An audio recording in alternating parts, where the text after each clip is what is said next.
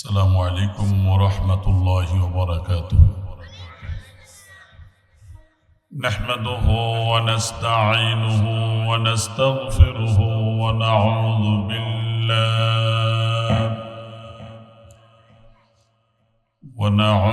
بالله من شرور أنفسنا ومن سيئات أعمالنا.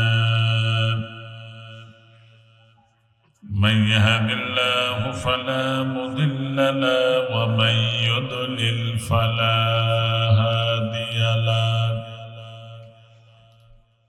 ونشهد أن لا إله إلا الله وحده لا شريك له.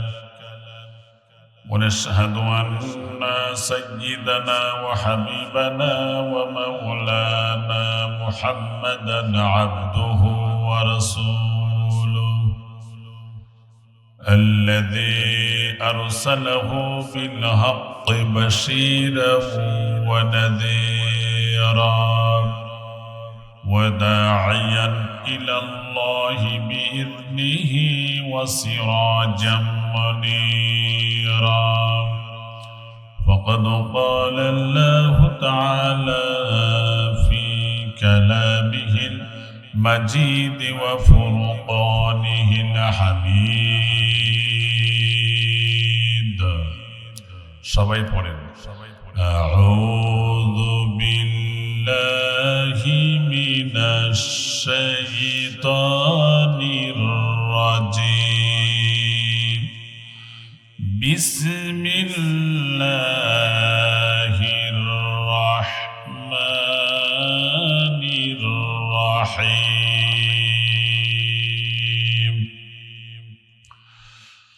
ومن الناس من يشري نفسه ابتغاء مرضات الله والله رؤوف بالعباد.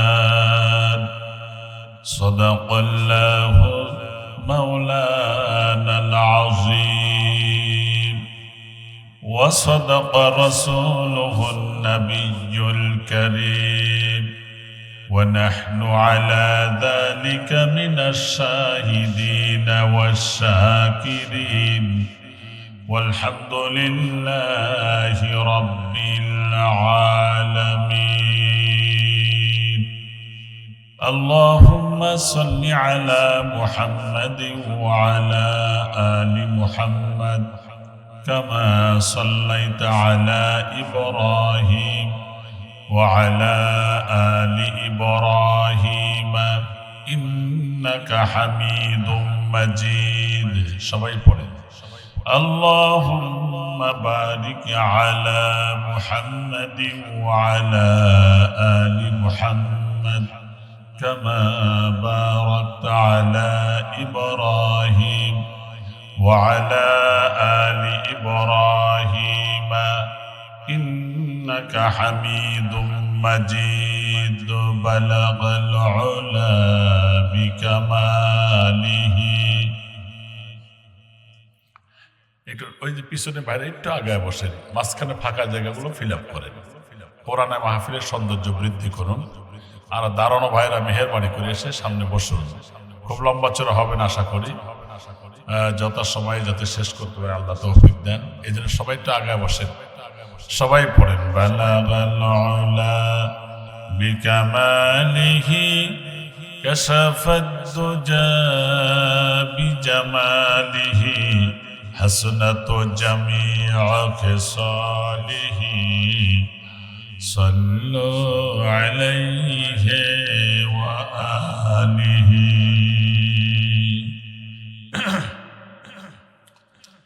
হাসপাতাল রোড আলোর কাফেলা সংগঠনের উদ্যোগে আয়োজিত আজকের ওয়াজ মাহফিলের পরম শ্রদ্ধেয় সম্মানিত সভাপতি সাহেব আলহাজ শাহজাহান খন্দকার, প্রধান উপদেষ্টা, হাসপাতাল রোড আলোর কাফেলা গাইবান্ধা। আল্লাহ তাকে হায়াতে তৈয়বা সিহাতে কুল্লি দান করুন বলি আমিন। প্রধান অতিথি জনাব মোহতারাম চৌধুরী মুয়াজ্জেম আহমদ, জেলা প্রশাসক, তিনি আসেন। সম্মানিত অতিথিবৃন্দ, আমন্ত্রিত উলামায়ে কেরাম, আলোচনা করেছেন হাফেজ মাওলানা মুফতি মুজাহিদুল ইসলাম, পেশ ইমাম ও খতিব, ফকিরপাড়া পশ্চিমপাড়া জামে মসজিদ, গাইবান্ধা। আলোচনা করেছেন হাফেজ মাওলানা আব্দুল আউয়াল সরকার, পেশ ইমাম, খতিব, স্টেশন জামে মসজিদ, গাইবান্ধা। আমি ওনার আলোচনাও শুনেছি, খুব ভালো আলোচনা করেছেন। আল্লাহ কোরআন হাদিসের ইলম বৃদ্ধি করে এ জাতির খেদমত করার তৌফিক দেন বলেন আমিন। আমার আগে আলোচনা করলেন সেই টাঙ্গাইল থেকে আগত, দশকিয়া জামে মসজিদ, কালীহাটি, টাঙ্গাইল থেকে আগত হাফেজ হযরত মাওলানা ফজলুল করিম সিরাজি সাহেব, তাকেও আল্লাহ তাআলা হায়াতে তৈয়বা দান করুন বলে আমিন। সম্মানিত আমার সামনে বসা দিনদার ইমানদার মুসলমান ভাইয়েরা, পর্দার আড়ালে সম্মানিতা শ্রদ্ধেয়া মা ও বোনেরা, রাহিমাকুমুল্লাহ, আর একবার বলেন আমিন। ওই আল্লাহ তাআলার দরবারে শুকরিয়া আদায় করছি যে আল্লাহ সুবহানাহু ওয়া তাআলা আমাদেরকে এই দুনিয়াবী ঝামেলা থেকে মুক্ত করে আল্লাহ প্রদত্ত কোরআনুল কারীমের মাহফিলে জান্নাতের বাগানে বসার জন্য সুযোগ করে দিলেন। তাতে আপনারা খুশি না বেজার? সকলেই এই জন্য আল্লাহর দরবারে শুকরিয়া আদায় করার দরকার আছে না নাই?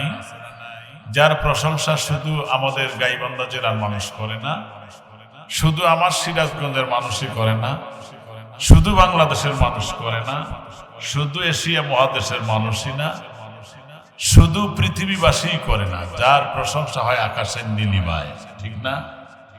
বনানীর শ্যামলিমায়, বিপ্তির হিল্লোলে, পাতার মরমরে, পাখির কুহুতানে, ঢেউয়ের ছলছলে, বাতাসের সনসন রবে, হিমাদ্রির নীরবতায়, বর্ষার সরসতায়, নিদাগের রুক্ষতায়, যে অব্যয়, অক্ষয়, চিরন্ময়, হিরণময়, মহান, অপ্রতিরোধ্য, ক্ষমতাশালী আল্লাহ তাআলার নামে প্রশংসা হয়। আমরাও সানন্দ চিত্তে ওই মহান মনিবের দরবারে শুকরিয়া আদায় করছি, যিনি নিখিল বিশ্বের সৃষ্টি, এর স্থিতি, স্থায়িত্ব, সংরক্ষণ, সংরক্ষক, ক্রমবিকাশ, ক্রমোন্নতি একমাত্র, কেবলমাত্র, শুধুমাত্র আপনারাই বলেন এগুলি কার দান? আল্লাহ পাকের দান। যিনি অসীম জ্ঞান আর বিচক্ষণতার অধিকারী, যার ইচ্ছা ও আদেশে নিরঙ্কুশ ভাবে আসমান ও জমিনের প্রতিটি অণু এবং পরমাণুর মধ্যে সক্রিয় রয়েছেন, যিনি তিমির আচ্ছন্ন জামিনের ভ্রমর কৃষ্ণ সূচিবেদ্য আবরণ ভেদ করে শিশির বিন্দুগুলো দুর্বাগাসের উপরে ফেলে সকালবেলা সোনালী সূর্যের আলো দিয়ে মুক্তার মতো ঝলমলিয়ে তোলেন।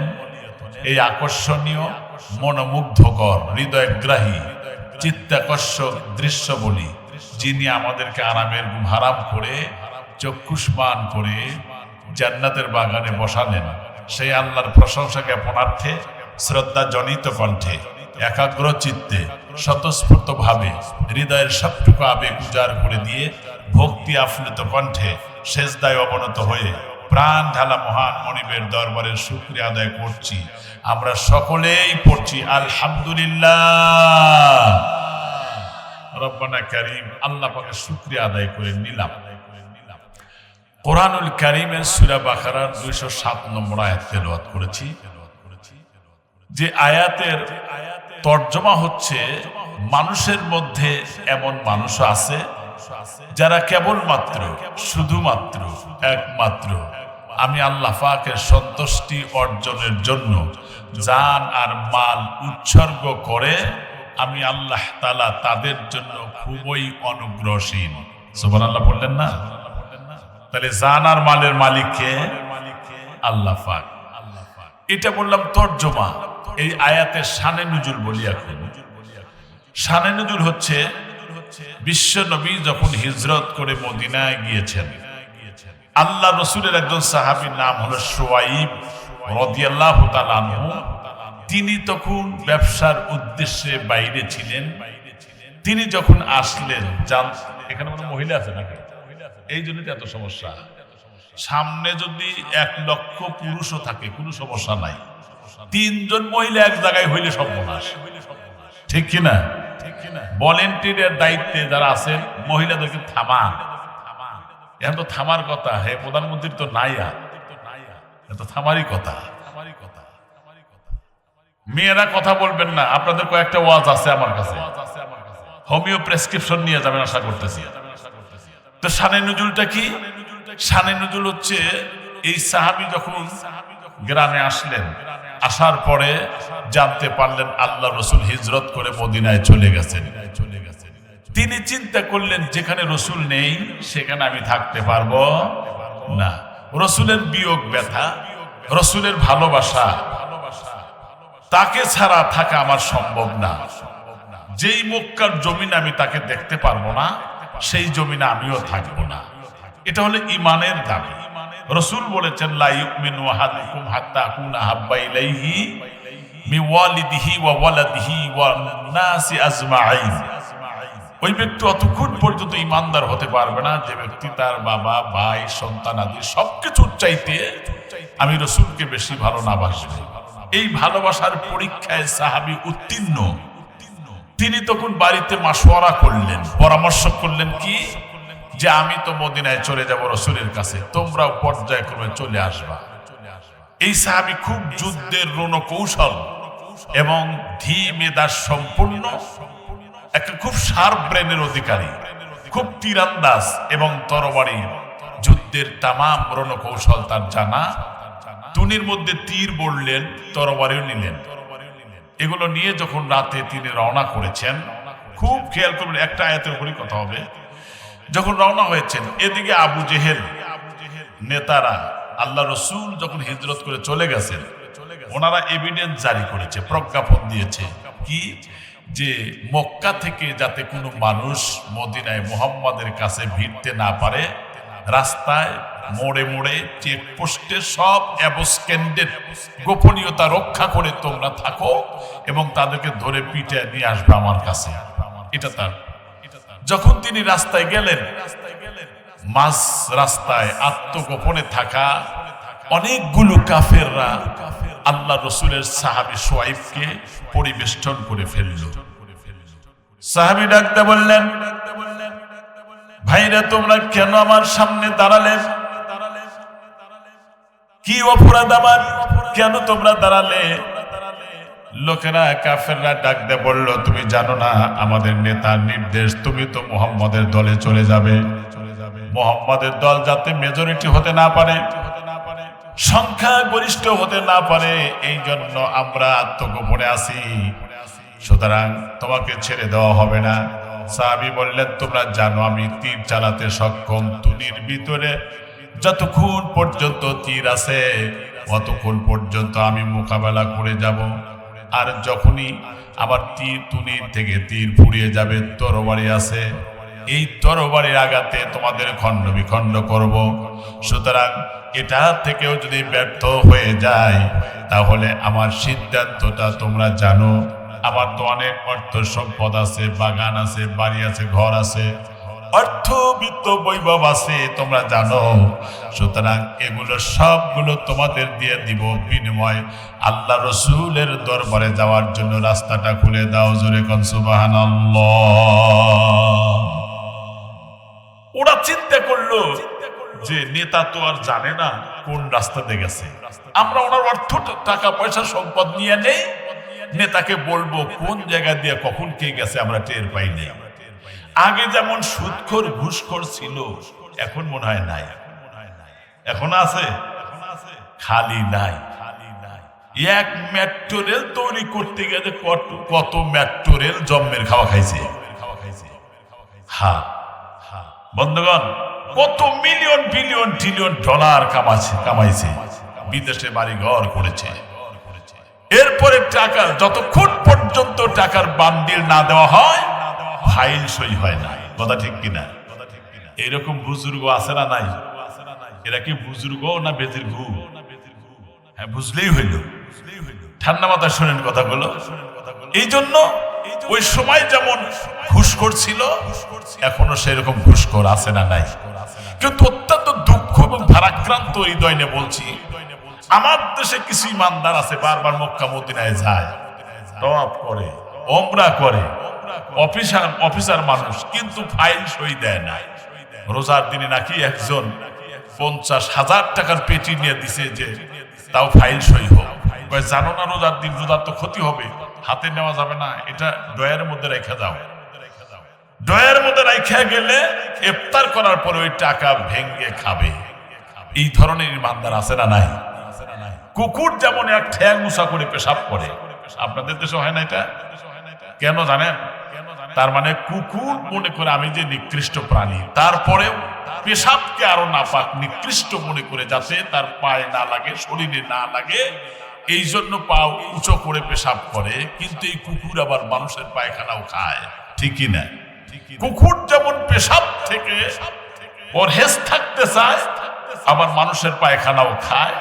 যেই লোকটা রোজার মধ্যে হাতে না নিয়ে ড্রয়ারে রেখে ইফতারের পরে আবার ওটা ভাঙ্গায়া খায়, কুকুরের গু খাওয়া আর ওই অফিসারের টাকা খাওয়া এক কথা। কথা ঠিক কিনা ধরে কন? প্রত্যেক সেক্টরে এইরকম দুর্নীতিবাদ তখনও ছিল, এখনো আছে। মুসলমান ভাইরা আমার কথাটা ভালো করে বুঝবেন। এরপরে যখন এই সাহাবীকে ছেড়ে দিল না টাকা পয়সা নিয়ে, সাহাবী যখন চলে গেলেন আল্লাহ রাসূলের দরবারে, প্রথম সাক্ষাৎ হওয়ার সাথে সাথে নবীজি হেসে দিলেন। সাহাবী বললেন, ইয়া রাসূলুল্লাহ, ইয়া হাবিবাল্লাহ, এত কষ্ট মুজাহাদা করে আসলাম, এত ত্যাগ স্বীকার করে আসলাম, আর আপনি আমাকে দেখে মুস্কি হাসতেছেন, বুঝতে পারলাম না। ডাকতে বললেন, সাহাবীরা তুমি জানো না, তুমি রাস্তার মধ্যে আসার সময় রাস্তার মধ্যে কাফের বেঈমানদের সাথে যে তুমি কথোপকথন করেছো, তোমার যে অর্থ সম্পদ আমার ভালোবাসায় সবকিছু ত্যাগ করেছো, তুমি এই মদিনায় আসার আগেই আল্লাহ রাব্বুল আলামিন জিবরাইলের মাধ্যমে কোরআনের আয়াত নাজিল করে জানিয়ে দিয়েছে। এটাই হলো এই আয়াত, ওয়ামিনান নাসি মাইয়াশরি নাফসাহু বিতিগা মারদাতিল্লাহ। মানুষের মধ্যে এমন মানুষ আছে যারা কেবলমাত্র শুধুমাত্র একমাত্র আমি আল্লাহর সন্তুষ্টি অর্জনের জন্য জান আর মাল উৎসর্গ করে। আমি আল্লাহ পাক তাদের জন্য খুবই অনুগ্রহশীল। তাহলে শানে নুজুলও বুঝলেন। এখন মূল সাবস্টেন্সটা কি, মূল বক্তব্যটা কি? এখন মূল বক্তব্য 1 মিনিটে বলি, সেটা হচ্ছে যুগে যুগে, কালে কালে, ক্ষণে ক্ষণে যারা আল্লাহওয়ালা দিনদার ইসলাম প্রিয় মানুষ ইসলামী আন্দোলনের পথে বাধা রচনা করেছে এবং তাদেরকে জেল জুলুম অত্যাচার নির্যাতনের শিকার হতে হয়েছে, ঠিক কিনা? তারপরেও তারা কখনো বাতিলের কাছে মাথা নত করে নাই। এখনো যারা বাধা দিবে, নির্যাতন করবে, আয়না করে ঢুকাবে, জেল দিবে, জুলুম করবে, বেআইনের চার্জ করবে, শ্বাসরুদ্ধ করে আগুনে পুড়িয়ে হত্যা করে, গর্ভবতী নারীর পেট চিরে সন্তান বের করে পাথরের উপরে মাথা রেখে আরেকটা পাথর দিয়ে আঘাত দিয়ে মা এবং সন্তান ইসলামী ব্যক্তিত্বদেরকে যদি খতম করা হয়, তবুও তারা বাতিলের কাছে মাথা নত করা জানে না। এটা হচ্ছে ইমানদারের বৈশিষ্ট্য। কথা ঠিক কিনা? বন্ধুগণ, বিশ্ব নবীর চাইতে ভালো মানুষ কি আল্লাহর জগতে আরো আসবে? না। যার আগেও গুনাহ নাই, যার পরেও গুনাহ নাই, সেই মানুষটাকে নিয়েও ষড়যন্ত্র করেছে আবু জেহেলের গোষ্ঠীরা। একটা একটা করে বোঝেন আগে। মুসলমান ভাইরা আমার, আপনাদের জ্ঞাতার্থে বলতে চাই, বলেন তো দেখি, আমেরিকায় যে আইন পাশ হয় সেই জায়গার নাম কি? হ্যাঁ, white house. Thank you very much. White house. ভারতের যে আইন পাশ হয় সেটার নাম কি? হ্যাঁ, ঠিক আছে। আর বাংলাদেশে যে আইন পাশ হয় তার নাম জাতীয় সংসদ। আবু জেহেল যেখানে আইন পাশ করতো সেটার নাম কি? এবার বলেন। এটা গাইবান্ধা শহরের মানুষ আপনারা জানেন না? এটা হলো দারুন নদওয়া। হ্যাঁ হ্যাঁ, ঠিক বলেছেন আপনি, দারুন নদওয়া। ওরাও ওখানে বসে আইন করবার জন্য। এজেন্ডা হলো মুহাম্মদ সাল্লাল্লাহু আলাইহি ওয়াসাল্লাম। কি করা যায়? মুহাম্মাদের কাছে যারা যায় তারা তো আর ফিরে আসে না, দুনিয়া সব ছাড়ে, তার ভালোবাসা ছাড়ে না। এখন কি করা যায়? ওরা বসে ওরা একটা সিদ্ধান্ত নিয়ে আইন পাশ করছে। এই আইনটা আল্লাহ তাআলা কোরআনে সূরা আনফালে তুলে ধরেছেন। আইনটা আবার এখানে ধরলেন কেন? ধরলেন এই জন্য যে চিরদিন আল্লাহ রসুল বেঁচে থাকবে না, আবু জেহেলরাও বেঁচে থাকবে না, কিন্তু রসুলের অনুসারী যারা তারা বেঁচে থাকবে। পৃথিবী যতদিন আছে আবু জেহেলের প্রেতাত্মারাও বেঁচে থাকবে। আবু জেহেল যেই ধরনের আচরণ করেছিল আল্লাহ রসুল আর তার সাথীদের সাথে, যুগে যুগে কালে কালে ইসলামী আন্দোলনের নেতা কর্মীদের সাথে আবু জেহেলের প্রেতাত্মারা সেই ধরনের আচরণই করবে। এর থেকে শিক্ষা নেওয়ার জন্যই আল্লাহ কোরআনের আয়াত এখানে কোট করলেন। আয়াতটা কি? আল্লাহ রাব্বুল আলামিন বলেন, ওয়া ইয ইয়ামকুরু বিকাল্লাযীনা কাফারু লিইসবিতুকা আও ইয়াকতুলুকা আও ইখরিজুক ওয়া ইয়ামকুরুনা ওয়া ইয়ামকুরুল্লাহ ওয়াল্লাহু খায়রুল মাকিরিন। আল্লাহু আকবার বলেন। আইনটা হলো আল্লাহ পাক বলছেন, হাবিব ওরা আপনার বিরুদ্ধে ষড়যন্ত্র করছে।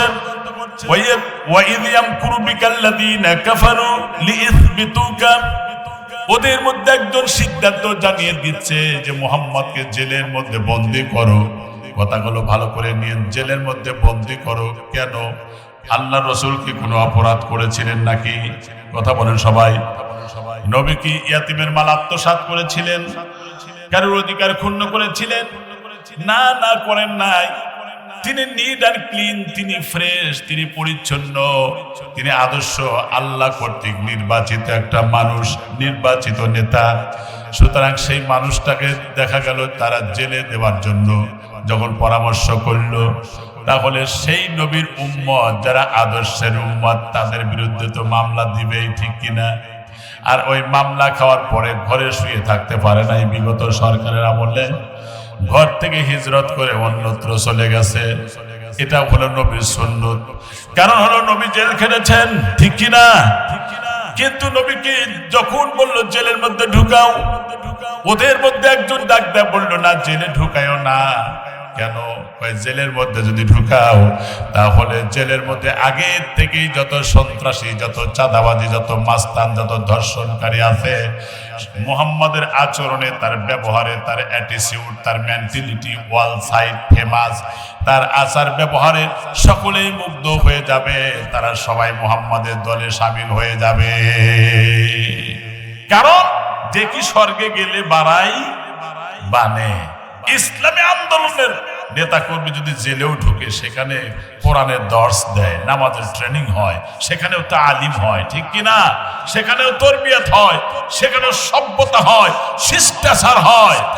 আমার বন্ধুগণ, এই জন্য ইসলামকে ঠেকাবার শক্তি পৃথিবীর কোনো মানুষের নাই, পারে নাই, যেমন ফেরাউন, ঠিক কিনা? মুসলমান ভাইরা আমার, এবার ডাক দেওয়া, তাহলে কোথায় দেওয়া যায়, কি করা যায়? আর একজন বলল, আও ইখরিজুক, মুহাম্মদকে দেশ থেকে বের করে দেই। কয় না, তাও বের করে দিও না, কারণ যেখানে যাবে সেখানেই তার ভক্ত হবে, তার এত সুন্দর আচরণ। তাহলে কি করা যায়? আও ইয়াকতুলুক, তারে হত্যা করা হোক। কয় এটা চূড়ান্ত সিদ্ধান্ত নেওয়া যায়। এটা সিদ্ধান্ত নিল আল্লাহ রসুলকে হত্যা করবে। নবীজি যেই ঘরের মধ্যে অবস্থান করতেছিলেন, সেই ঘরের মধ্যে আলীও ছিলেন। হযরত আলী রাদিয়াল্লাহু তাআলা আনহু যখন জানতে পারলেন নবীজি হিজরত করবেন, তখন বললেন, হুজুর আপনি তো চলেই যাবেন, অন্ততপক্ষে আপনার শরীরের যে চাদরটা আছে, এই চাদরটা আমার মাথা থেকে পা পর্যন্ত আপাত মস্তক ভালো করে ঢেকে দিবেন। কারণ আপনি যখন চলে যাবেন, কাফেররা আমার এই ঘরের মধ্যে ঢুকে মুহাম্মদ মনে করবে আপনার চাদর দেখে, আমারে চাদর শূন্য করে সরায়া না দিয়ে আমার উপরে তরবারির আঘাত দিয়ে টুকরো টুকরো করবে, আমি দুনিয়ায় থেকে বিদায় হয়ে যাব। সুতরাং আমার জীবনের সবচাইতে চূড়ান্ত সান্ত্বনা থাকবে যে আমি আলীর জীবনের বিনিময় হলেও বিশ্ব নবী পৃথিবীতে জীবিত আছেন। ধরে কোন সুবহানাল্লাহ। এবার যখন বিশ্ব নবী সাল্লাল্লাহু আলাইহি সাল্লামের ঘরের মধ্যে যেই কয়েকজন কাফের হত্যা করার জন্য এসেছিল, সেই কয়জন লিস্টেড হয়েছিল রসুল শাহাতিল বুজু বলে যখন ফু দিয়া ছেড়ে দিলেন, কোন কাফেরের চোখের দিকে এরকম মারেন নাই, কিন্তু ফু দিয়া ছেড়ে দেওয়ার পরে নিক্ষিপ্ত ধুলা ময়লাগুলো ঘরের চতুষ্পার্শ্বে দাঁড়ানো শত্রুদের চোখের মধ্যে ঢুকা দেওয়ার দায়িত্ব নিলেন কে? আমার আল্লাহ। আছে না নাই এখনো? আল্লাহ পাক বলেন ওয়ামা রামাইতা ইয রামাইতা ওয়ালাকিন্নাল্লাহা রামা। ও নবী, আপনি নিক্ষেপ করেছেন, কিন্তু নিশানায় পৌঁছা দেওয়ার দায়িত্ব আমি আল্লাহ পাক নিয়েছিলাম।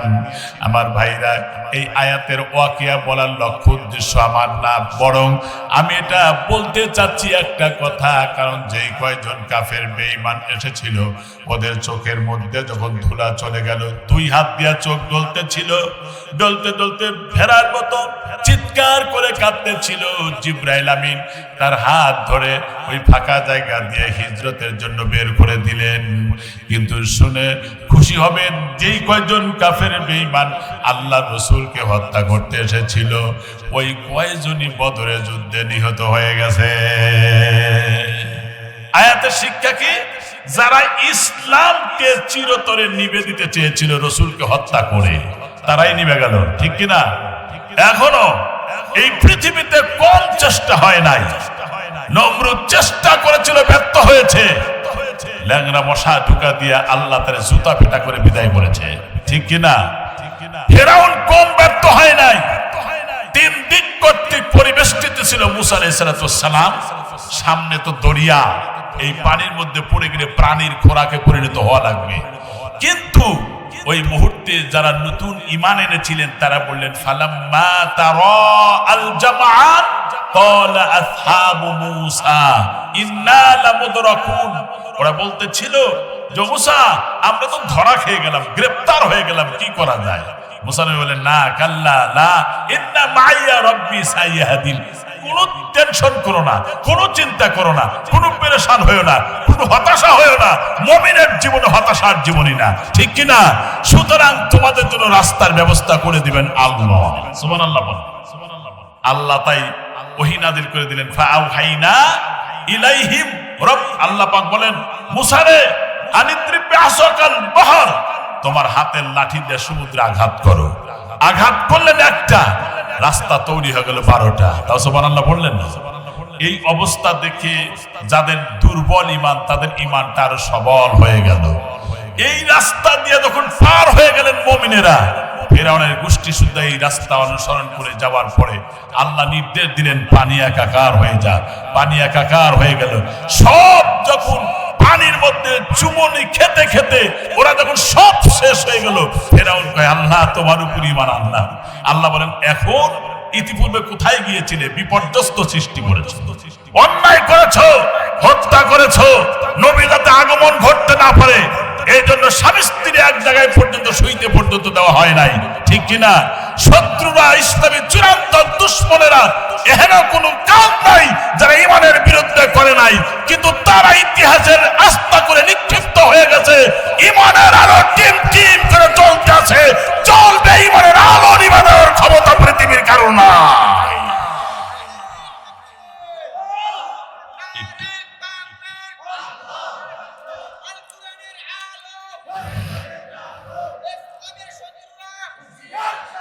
থামেন, থামেন। তাহলে বোঝা গেল যারা ঈমানের পক্ষে থাকে তাদের বিজয় দেওয়ার মালিক কে? আল্লাহ। সে আল্লাহ এখন আছে না নাই? কত মানুষই তো বললো খেলা হবে, কিন্তু খেলার মাঠ ফাঁকা, খেলোয়াড় নাই। কথা ঠিক কিনা? মাঠ ফাঁকা কিন্তু খেলোয়াড় নাই। এই জন্য দাম্ভিকতা দেখাতে নাই, অহংকার দেখাতে নাই। কারণ ফিরআউনের চাইতে বড় ক্ষমতাবান কেউ হয় নাই, ঠিক কিনা? থেকে আমাদের শিক্ষা নেওয়ার দরকার আছে না নাই? মুসলমান ভাইরা আমার, সেই জন্য আমি আপনাদের বলি ইমানদার হতে হলে তাকে যে শর্তগুলো পূরণ করতে হবে, ইমানের দাবিতে সত্যবাদী হতে হলে জীবনের সবচাইতে বেশি ভালোবাসতে হবে আল্লাহ রসুলকে। জোরে বলেন কাকে? যেটা বললাম আল্লাহ পাকের রসুল বলেছেন লা ইউমিনু আহাদুকুম হাত্তা কুনা হাব্বা ইলাইহি মিন ওয়ালিদিহি ওয়া ওয়ালাদিহি ওয়ান নাসি আজমাইন। ওই ব্যক্তি ইমানদার না অতক্ষণ পর্যন্ত যতক্ষণ পর্যন্ত তার বাবা, তার ভাই, তার সন্তানাদি গোটা দুনিয়ার সবকিছু চাইতে যতক্ষণ পর্যন্ত সেই ব্যক্তি বেশি ভালো না বাসবে রাসূলকে, অতক্ষণ পর্যন্ত সে প্রকৃতপক্ষে মুমিন হতে পারে না। বিশ্বনবী সাল্লাল্লাহু আলাইহি সাল্লাম আল্লাহর রাসূল একবার ওমরের হাত ধরে, বাম হাত ডান হাত দিয়ে ওমরকে ধরেছেন আর বাম হাত দিয়ে আরেকজন সাহাবীকে ধরে একটা বাজার এরিয়া জনমানব যেখানে বেশি জনাকীর্ণ সেই জায়গা দিয়ে যেতেছিলেন। নবীজি বললেন, ওমর রে, তুমি আমারে কতটুকু ভালোবাসো বলো। ডাক দেয়া বলেন, ইয়া রাসূলুল্লাহ, ইয়া হাবিবাল্লাহ, আমার বাবার চাইতে, আমার মায়ের চাইতে, আমার ছেলের চাইতে, আমার স্ত্রীর চাইতে, দুনিয়ার সবকিছুর চাইতে আপনাকে বেশি ভালোবাসি, কিন্তু আমার জীবনের চাইতে বেশি ভালোবাসি না। নবীজি হাত ছেড়ে দিলেন আর বললেন, তুমি এখনো ইমানের দাবিতে পূর্ণাঙ্গতা পাও নাই।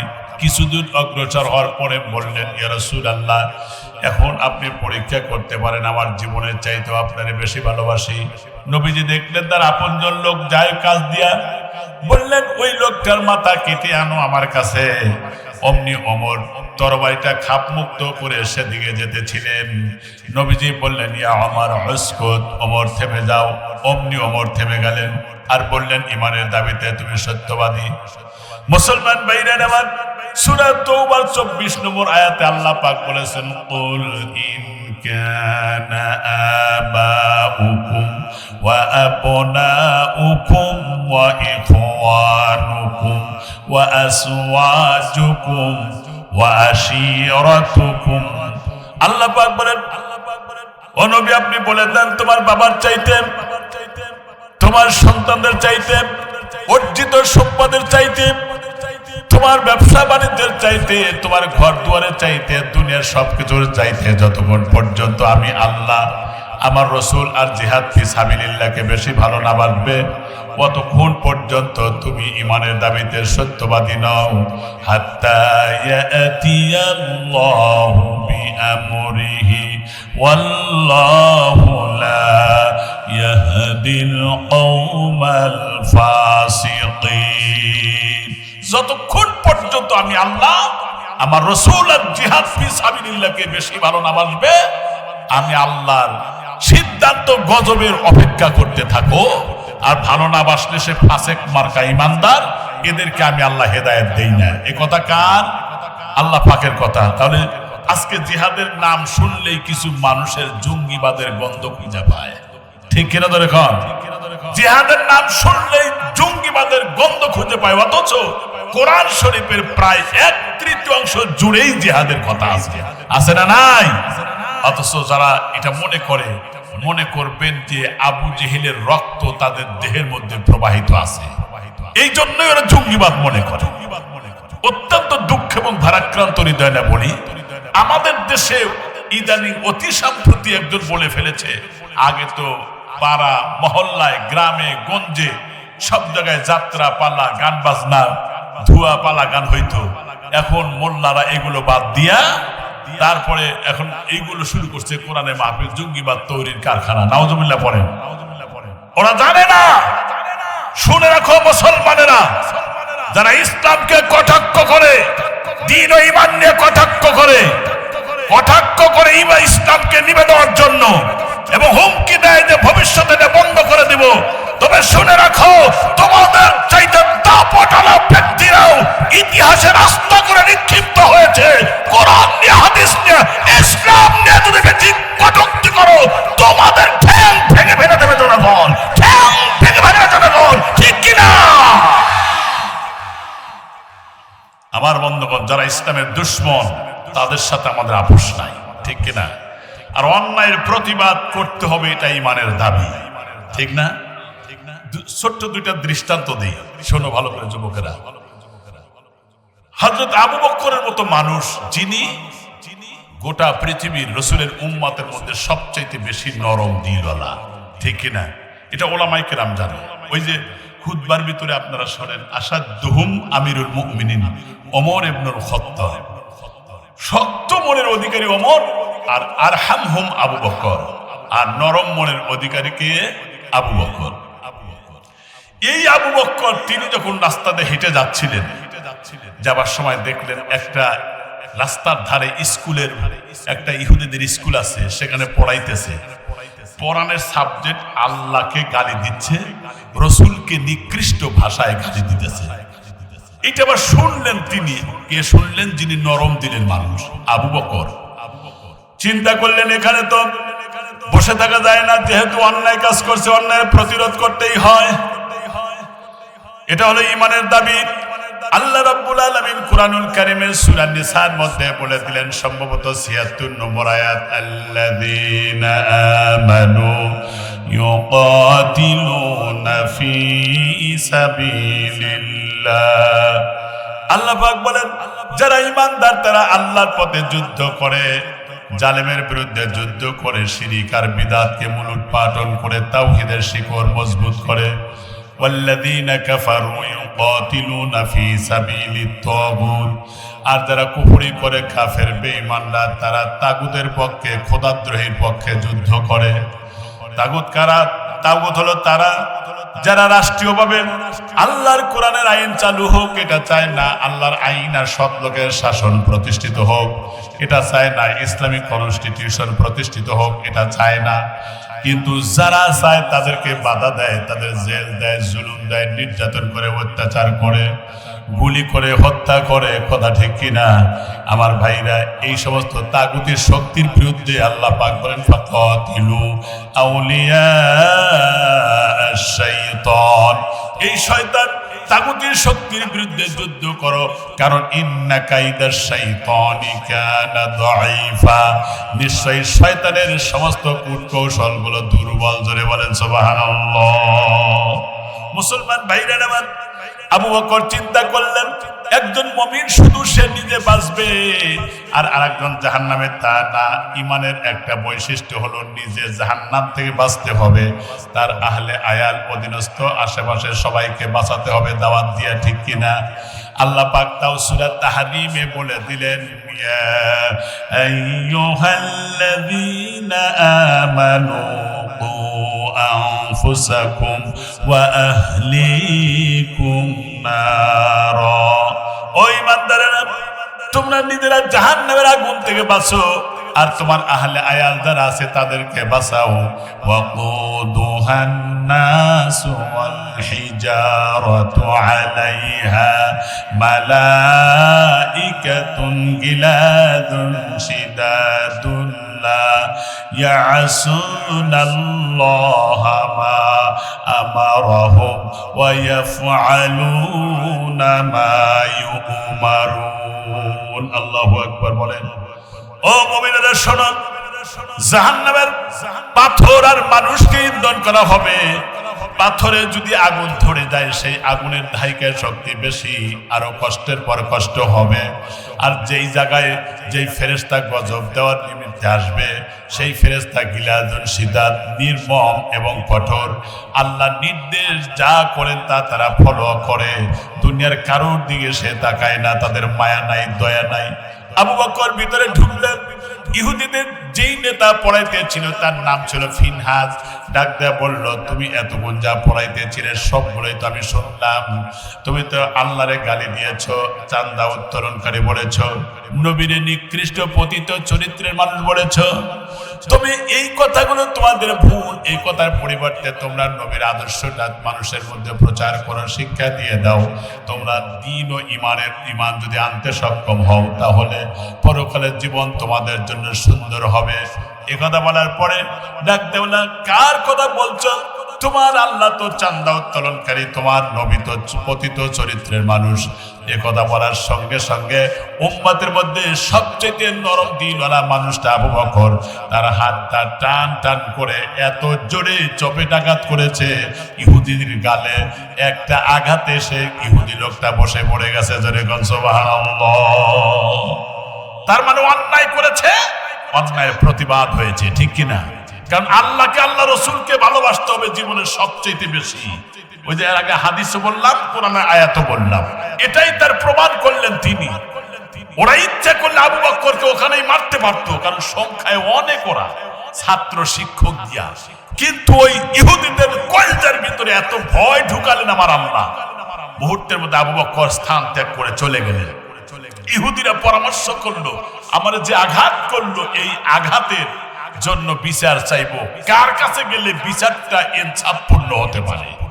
সকলেই একমত হলো, যদি ইনসাফের বিচার চাও তাহলে মুহাম্মাদের কাছেই যাও। সুবহানাল্লাহ বলেন। এটা ইহুদিদের মধ্যেই ওই বিশ্বাস। মুসলমান ভাইরা আমার, এরপরে ওরা চলে গেল আল্লাহ রাসূলের কাছে। নবীজির কাছে গিয়ে বললেন, ও মুহাম্মদ, তোমার আবু বকর দেখো আমারে থাপ্পড় দিয়ে আমার গালটা লাল করে দিয়েছে। কয় কি? কয় যে আবু বকর মারছে। কয় না, তোমার বলা ভুল হইতেছে মনে হয়। কয় না, আমরা চিনি, ছাত্ররা সাক্ষী আছে। কয় আমরাও চিনি। কয় না, এটা ওমরের দ্বারা সংগঠিত হতে পারে, একটু মেজাজি মানুষ, কিন্তু আবু বকরের দ্বারা এটা সম্ভব না। কয় না, ইতিমধ্যে দেখা গেল আবু বকর ওই যে আসতেছে। ইহুদির কলজার পানি শুকা যাওয়া শুরু করছে, যে আমার এরিয়ার মধ্যে ঢুকে যে থাপ্পড় মারছে, এখন তো তার নিজস্ব এরিয়া, না জানে আর এক গালে মারে ঠানা। এই ভয়ে তটস্থ হয়ে গেছে। রসুলের কাছে সালাম দিলেন আবু বকর। সালাম নিয়ে বললেন, আবু বকর, তুমি কি এই যে ইহুদি তোমার বিরুদ্ধে ইনফরমেশন দায়ের করেছে, তুমি কি থাপ্পড় দিয়েছো? কয় জি। কয় তুমি? কয় হ্যাঁ। কেন মারছি জিজ্ঞেস করেন। আপনাকে নিকৃষ্ট পতিত চরিত্রের লোক বলে গালি দিয়েছে, আর আমার আল্লাহকেও গালি দিয়েছে। আমার আরো ক্ষতি হলেও কোনো আপত্তি ছিল না, কিন্তু আমার ঈমান, আমার কলিজা, আমার আল্লাহ, আমার রাসূল কে যদি কেউ গালি দেয়, আমি তো এক গালে মেরেছি, প্রয়োজনে আরেকটা গালে মারবো, আমি কুণ্ঠাবোধ করবো না, পিছপা হবো না। সুবহানাল্লাহ পড়েন। এটাই হলো ঈমানের দাবি, ঠিক কিনা? আজকে দেখেন, রাসূল সাল্লাল্লাহু আলাইহি সাল্লাম বললেন, তাহলে তুমি মেরেছো? হ্যাঁ। ইহুদিরা বলল, না না না, আমরা এই কথা বলি নাই। রাসূল বললেন, বলো নাই না? সাক্ষী দিল ছাত্ররা, না বলে নাই। আবু বকর, তোমার পক্ষে সাক্ষী আছে? কয় না, আমার পক্ষে কোনো সাক্ষী নাই। তখন বললেন, তাহলে তোমার বিপক্ষে রায় এখন হবে। ইতিমধ্যে আল্লাহ পাক কোরআনের আয়াত জিবরাইলের মাধ্যমে নাজিল করে জানায় দিলেন, হে রাসূল, আবু বকরের পক্ষে দুনিয়ার কোন সাধারণ মানুষকে সাক্ষী রাখি নাই, আবু বকরের পক্ষে স্বয়ং আমি আল্লাহর জিবরাইল সাক্ষী আছি। সুবহানাল্লাহ। ঈমানের পক্ষে কে থাকে? মুসলমান ভাইরা আমার, বাবাজিরা, এখান থেকে কি বুঝলাম? এত নরম মানুষও গরম হইলেন যখন নবীর চরিত্রের উপর আঘাত দিল, ঠিক কিনা? আমার দেশেও কিছু জ্ঞানপাপী মানুষ, দুশ্চরিত্রবান মানুষ, নাস্তিক আর মুরতাজিরা, যারা আল্লাহর নবীরে গালি দেয়, কোরআন প্রেমিক মানুষদেরকে গালি দেয়, যারা সন্ত্রাসী আর জঙ্গিবাদ বলে গালি দেয়, তাদের বিরুদ্ধে প্রতিবাদ জানান দরকার আছে না নাই? বিশ্বাস করেন, আমার নবীকে যদি কেউ গালি দেয় আর ওই সময় কোনো মানুষ যদি তার প্রতিবাদ না করে, তাহলে ঈমানের দাবিতে সে সত্যবাদী হতে পারে না, ঠিক কিনা? মুসলমান ভাইদের ছোট্ট একটা কথা মনে পড়ে গেল, ভালো করে খেয়াল করেন।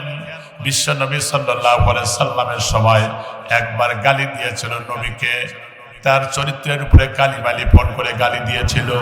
নবী এত রাগান্বিত হলেন, ডাক দিয়ে বললেন, সাহাবীরা, ওই দুশমনের মাথা কেটে যে ব্যক্তি আমার কাছে এনে দিতে পারবে, তাহলে ওয়াদাম্মা আসাবিয়া ইন্না মাইয়া ফিল জান্নাহ, দুই আঙ্গুল এক জায়গায় করে বললেন, সেই ব্যক্তি আর আমি এত পাশাপাশি আল্লাহর জান্নাতে থাকবো। একজন সাহাবী দাঁড়ালেন, ইয়া রাসূলুল্লাহ, ইয়া হাবিবাল্লাহ, আমি রাজি আছি, আমি চলে যাই। এই ঘোষণা যখন সর্বত্রই যখন প্রচার হয়ে গেল, পরিব্যাপ্ত হয়ে গেল, ইহুদির কান পর্যন্ত চলে গেল, সে চিন্তা করলো, মুহাম্মাদের ঘোষণা মাথা কাটা তার সাথীরা বাস্তবায়ন করবে, দেয়ার ইজ নো ডাউট, এতে কোনো সন্দেহ নাই। সেই জন্য আমরা দেরি করব না, এখান থেকে বেরিয়ে যাই। গ্রাম ছেড়ে অন্যত্র যখন চলে যাওয়া শুরু করলো, আমার ভাইরা সাহাবী তখন তার খোঁজে তন্ন তন্ন করে খুঁজতে গিয়ে বের হয়েছে। রাস্তার মধ্যে একজন লোককে জিজ্ঞাসা করলো, দুশমনের নাম ধরে, সে কই? ওই যে যায় দুশমন লোকটা, ওইটাই হলো মুহাম্মদকে গালি দিয়েছে। ওই রাস্তায় এমন ভাব করে রওনা দিলেন, সাহাবী যেন বুঝতেই না পারে যে তার পিছনে আমি লেগেছি। মুসলমান ভাইরা আমার, শেষ পর্যন্ত যখন এভাবে হাঁটতে হাঁটতে তারে চোখে রেখে যখন জোহরের নামাজের টাইম হয়ে গেল, অনেক দূর চলে গেছে, ওই সময় চিন্তা করলেন এখন যদি আমি জোহরের নামাজ আদায় করি তাহলে তো দেখা যাবে ইহুদি লোকটা, দুশ্মন লোকটা দূরে চলে যাবে, আর আমি নামাজ যদি আদায় না করি আল্লাহর সাথে তো আমার দুশ্মনী নাফরমানি হয়ে যাবে। কি করি, সিদ্ধান্তহীনতায় ভুগতেছিলেন। ইত্যবসরে তিনি নামাজেই দাঁড়ালেন, নামাজের রুকু করে আবার তাকায় দেখে যে কোন দিকে যায়, সিজদাতে আবার মাথা তুলে দেখে যে কোন দিকে যায় দুশ্মন। এভাবে তার নামাজ হয় না। পরে দেখলো যে ওই লোকটা যাচ্ছে, রাস্তায় ওঠার পরে সাহাবী বলেন, এ ভাই কই যাইবা?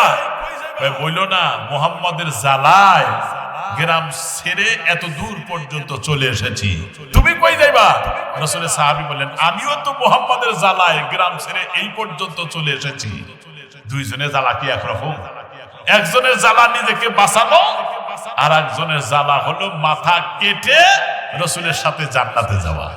তো ওই ইহুদি মনে করলো তাহলে তুই আর আমি তো এক দলের লোক, দুইজনের জ্বালা তো সমান, তাহলে একসাথে যাই, চল।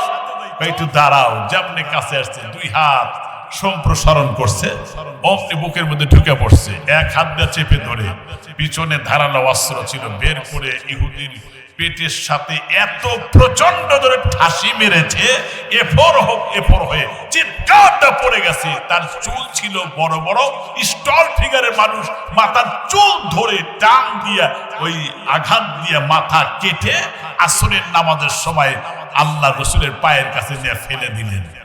রসুল মুস্কি হাসি দিয়ে বললেন, তোমার নামাজের খবর কি? ওই যে নামাজ পড়ছে আর অন্যদিকে তাকাইছে। রসুল আপনি কেমনে জানলেন? আপনার এখান থেকে তো আমার ওই জায়গায় অনেক ডিস্টেন্স, অনেক দূরত্ব, আপনি কেমনে জানলেন বিষয়টা? রসুল বললেন, তুমি আল্লাহর ভালোবাসাও ছাড়ো না, আমার ভালোবাসাও ছাড়ো না, কিন্তু তুমি নামাজ পড়েছ আর দুশ্মনকে দেখেছো ঠিক, কিন্তু তোমার মনের অবস্থা আমার আল্লাহ খুব পছন্দ করেছে। তুমি মদিনায় আসার আগেই আল্লাহ আমারে জানায় দিয়েছেন। সুবহানাল্লাহ। আমার বন্ধুগণ, তাহলে দুশ্মনের মাথা কাটতে গিয়ে ঝুঁকিতে পড়ার কথা, তারপরে কি পিছপা হয়েছিলেন না? আরো একটু সহজ করে বলি তাহলে আপনাদের বুঝে আসবে। ধরেন আপনার বউ বোঝেন তো, আবার আপনার স্ত্রী, আপনার ব্যাচেলার অবিবাহিতা কন্যা আপনার অনুমতি নিয়ে আত্মীয় বাড়ি যাইতেছে। আধা ঘন্টা আগে বাড়ির থেকে বের হয়ে চলে গেছে। আধা ঘন্টা পরে একটা ছেলে এসে বলল, আপনার স্ত্রী আর আপনার কন্যা কোথায়? যে আত্মীয় বাড়ি গেছে। আপনি জানেন না, রাস্তার মধ্যে কিছু বখাটে যুবক ধরে সম্ভ্রম লুণ্ঠন করেছে, ইজ্জত হানি করেছে। আচ্ছা আপনারাই বলেন, আমার স্ত্রী আমার কন্যা ইজ্জত লুণ্ঠিত হয়েছে যাদের কারণে, এই কথা শোনার পরে কি আমার ভিতরে প্রতিশোধের আগুন জ্বলবে না জ্বলবে না? জ্বলবে কি না? জ্বলবে। আমি দুর্বল যদি হই, প্রতিশোধের আগুন জ্বলবে। অথচ আল্লাহ পাক বলছেন, কি বলছেন? অনবী আপনি বলে দেন, বাবার চাইতে, মায়ের চাইতে, ছেলের চাইতে, মেয়ের চাইতে, স্ত্রীর চাইতে, সম্পদের চাইতে, ব্যবসা বাণিজ্যের চাইতে, ঘর দুয়ারের চাইতে, তাম দুনিয়ার সবকিছুর চাইতে, যতক্ষণ পর্যন্ত আমি আল্লাহ, আমার রসুল আর জিহাদ ফি সাবিলিল্লাহকে বেশি ভালো না মানবে, অতক্ষণ পর্যন্ত সে প্রকৃতপক্ষে ঈমানদার না। তাহলে আমার বন্ধুগণ, স্ত্রী আর কন্যার কারণে, সম্ভ্রম লুণ্ঠিত হওয়ার কারণে যদি প্রতিশোধের আগুন জ্বলে, তাহলে আমার শরীরের রক্ত, আমার ঈমান যতক্ষণ পর্যন্ত থাকবে, আমার নবীকে নিয়ে, আল্লাহরে নিয়ে কটূক্তি করলে কোন মুসলমান ঈমানদার বসে থাকতে পারে না। ঈমানের দাবি নিয়ে বদরের চেতনায় উজ্জীবিত হয়ে আর একটি বার যদি নারায়ে তাকবীর আল্লাহু আকবার স্লোগান দিয়ে ময়দানে ঝাঁপিয়ে পড়তে সক্ষম হয়, নাস্তিকের মর্তদের আলো দিনখণ্ডের মতো বেঁচে যাবে, দিনখণ্ডের মতো বেঁচে যাবে। ওরা দেখতে পারবে না গোটা বাংলাদেশের ভূখণ্ডে তাওহীদের শিকড়টাই মজবুত হবে। যারা এটার পক্ষে আছেন দুহাত উঁচু করে দেখান, নারায়ে তাকবীর। হাত নামান। আপনার ঈমানের দাবিতে ঠিক আছেন, কিন্তু আমি আশা করছিলাম যে আরো কিছু লোক হবে, কিন্তু তা হয় নাই। শহরের মধ্যে এত কম লোক হবে এটা আমার বিশ্বাস ছিল না। যুবক আবু বকরের কথা বললাম, আর দুইটা কথা বলবো, একটা শিশুদের কথা আর একটা বুড়া মানুষের কথা। আমি একটা সাবজেক্টের উপরে কথা বলতেছি, ঈমান কারে বলে দেখো। এবার মুরব্বীদের কথা বলি। 80 বছর বয়স এক সাহাবী, নাম হলো মিকদাদ। নাম কি বলেন বলেন? মিকদাদ রাদিয়াল্লাহু তাআলা তার নাম। আল্লাহ রাসূলকে যখন জিবরাইল বললেন, কাফেররা আপনাদেরকে ধরার জন্য আবার ঐক্যবদ্ধ হয়েছে, কিছুদিন আগেই যুদ্ধের ময়দান থেকে চলে আসছে, অনেক সাহাবীর এখন আঘাতের দাগ শুকায় নাই, এখন কি করবেন? ওরা তো প্রস্তুতি নিচ্ছে। নবীজি বললেন, ভাই জিবরাইল, এটা তো আমার একা বিষয় নয়, এটা আমার মশওয়ারার ব্যাপার। পরামর্শ করা, মাশওয়ারা করা নবীর সিফত, নবীর একটা গুণ। আমার বাইরে এর মধ্যে ক্ষয়ের বরকত আছে না নাই? এরপরে যখন তিনি সাহাবীদেরকে নিয়ে বসলেন, কি করা যায়? হক আর বাতিল যুদ্ধ হবে। এই যুদ্ধের ময়দানে যে শহীদ হয়ে যাবে সে আল্লাহর জান্নাতে চলে যাবে। একজন মুরব্বী সাহাবী, 80 বছর বয়স হয়ে গেছে, তিনি বললেন, ইনতাদাবনা ইয়া রাসূলুল্লাহ হাইসুমা কামা তাশা আই হাইসুমা মা আমারাল্লাহ। ওগো আল্লাহর নবী, আপনি আল্লাহর নির্দেশে যেদিকে নিয়ে যাবেন সেদিকে আমরা যাব। ইন্না লানাকুলুকা কামা ক্বালা বানু ইসরাঈলা মূসা আযহাব আনতা রাব্বুকা ফাকাতিলা। তার মানে আপনি যেদিকে নির্দেশ দিবেন সেদিকেই যাব, প্রয়োজনে জীবন দিব, পিছপা হব না। নবীজি বললেন, কতক্ষণ পর্যন্ত? সাহাবী বললেন, যতক্ষণ পর্যন্ত চোখের পাতা ওঠা নামা করে ততক্ষণ পর্যন্ত ময়দান ছেড়ে দেব না। নবীজি বলেন, কুমু বিনা ইলাল জান্নাহ, ওই জান্নাতের জন্য দাঁড়িয়ে যাও। যে জান্নাতের বিশালতা সম্পর্কে নবীজি বললেন, আরদুহা কাআরদিস সামাওয়াতি ওয়াল আরদ, আকাশ আর জমিন সমতুল্য বিশাল বিস্তীর্ণ জান্নাতের অধিকারী হয়ে যাও। মুসলমান ভাইরা আমার, এই কথা শুনে একজন সাহাবী বললেন, বাহ বাহ, এর মুহাল্লিয়াত অর্থ হচ্ছে কি চমৎকার, কি সুন্দর কথা বললেন, কি হাসান কথা বললেন। ওই মুহূর্তে নবীজি বললেন, লিমা বাখবা, কেন তুমি এই শব্দটা উচ্চারণ করলে? ডাকদা বললেন, ওগো আল্লাহর পয়গম্বর, আপনি যখন ওই জান্নাতের কথা বললেন আমার মন চাইল ওই জান্নাতের অধিকারী হয়ে যায়। নবীজি বলেন, ইন্নাকা মিন আহলিল জান্নাহ, বেশক তুমি ওই জান্নাতের অধিকারী হয়ে যাবে। এরপরে যখন যুদ্ধের দামামা শুরু হয়ে গেছে যুদ্ধ, কিন্তু যুদ্ধ করতে গিয়ে শক্তির প্রয়োজন, তরবারি চালাইতে শক্তির দরকার। কিন্তু সারাদিন পর্যন্ত খায় নাই এই সাহাবী। পকেটের মধ্যে কয়েকটা শুকনো খেজুর ছিল, খেজুরটা তিনি বের করলেন পকেট থেকে, মুখের দিকে নিতেছিলেন, এমন সময় বললেন মনে মনে, ইন্নাহু হায়াতান তবিলা, এই খেজুর খাইতে দীর্ঘ সময়ের প্রয়োজন, এত সময় আমি নিব না। ফারওয়ামা বিহিন্না, তার হাতের খেজুরটা দূরে ছুঁড়ে মারল। এরপরে জিহাদের ময়দানে গিয়ে অনেক কাফের বেঈমানকে খতম করে দিয়া তিনি নিজে শহীদ হয়ে গেলেন। আল্লাহর রাসূল ওই সাহাবীর কাছে গিয়ে একবার মুখ ঢেকে ফেলেন, একবার হাসেন, আবার কাঁদেন। সাহাবীরা ডাকতে বলেন, ইয়া রাসূলুল্লাহ, ইয়া হাবিবাল্লাহ, আমাদের ভাই দুনিয়ায় থেকে বিদায় হয়ে গেছে, তার বিয়োগ ব্যথা আমরা সহ্য করতে পারি না, অথচ আপনি তাকে দেখে হাসেন আর কাঁদেন। নবীজি বললেন, সাহাবীরা, আমি নবী, তোমরা নবী না, আমি নবুয়তের চোখ দিয়ে যা দেখি তোমরা তা দেখো না। তবে শুনে রাখো, এই সাহাবী যুদ্ধের ময়দানে জান্নাতে যাওয়ার জন্য এই সাহাবী খেজুর খাওয়ার সময় পর্যন্ত নেয় নাই।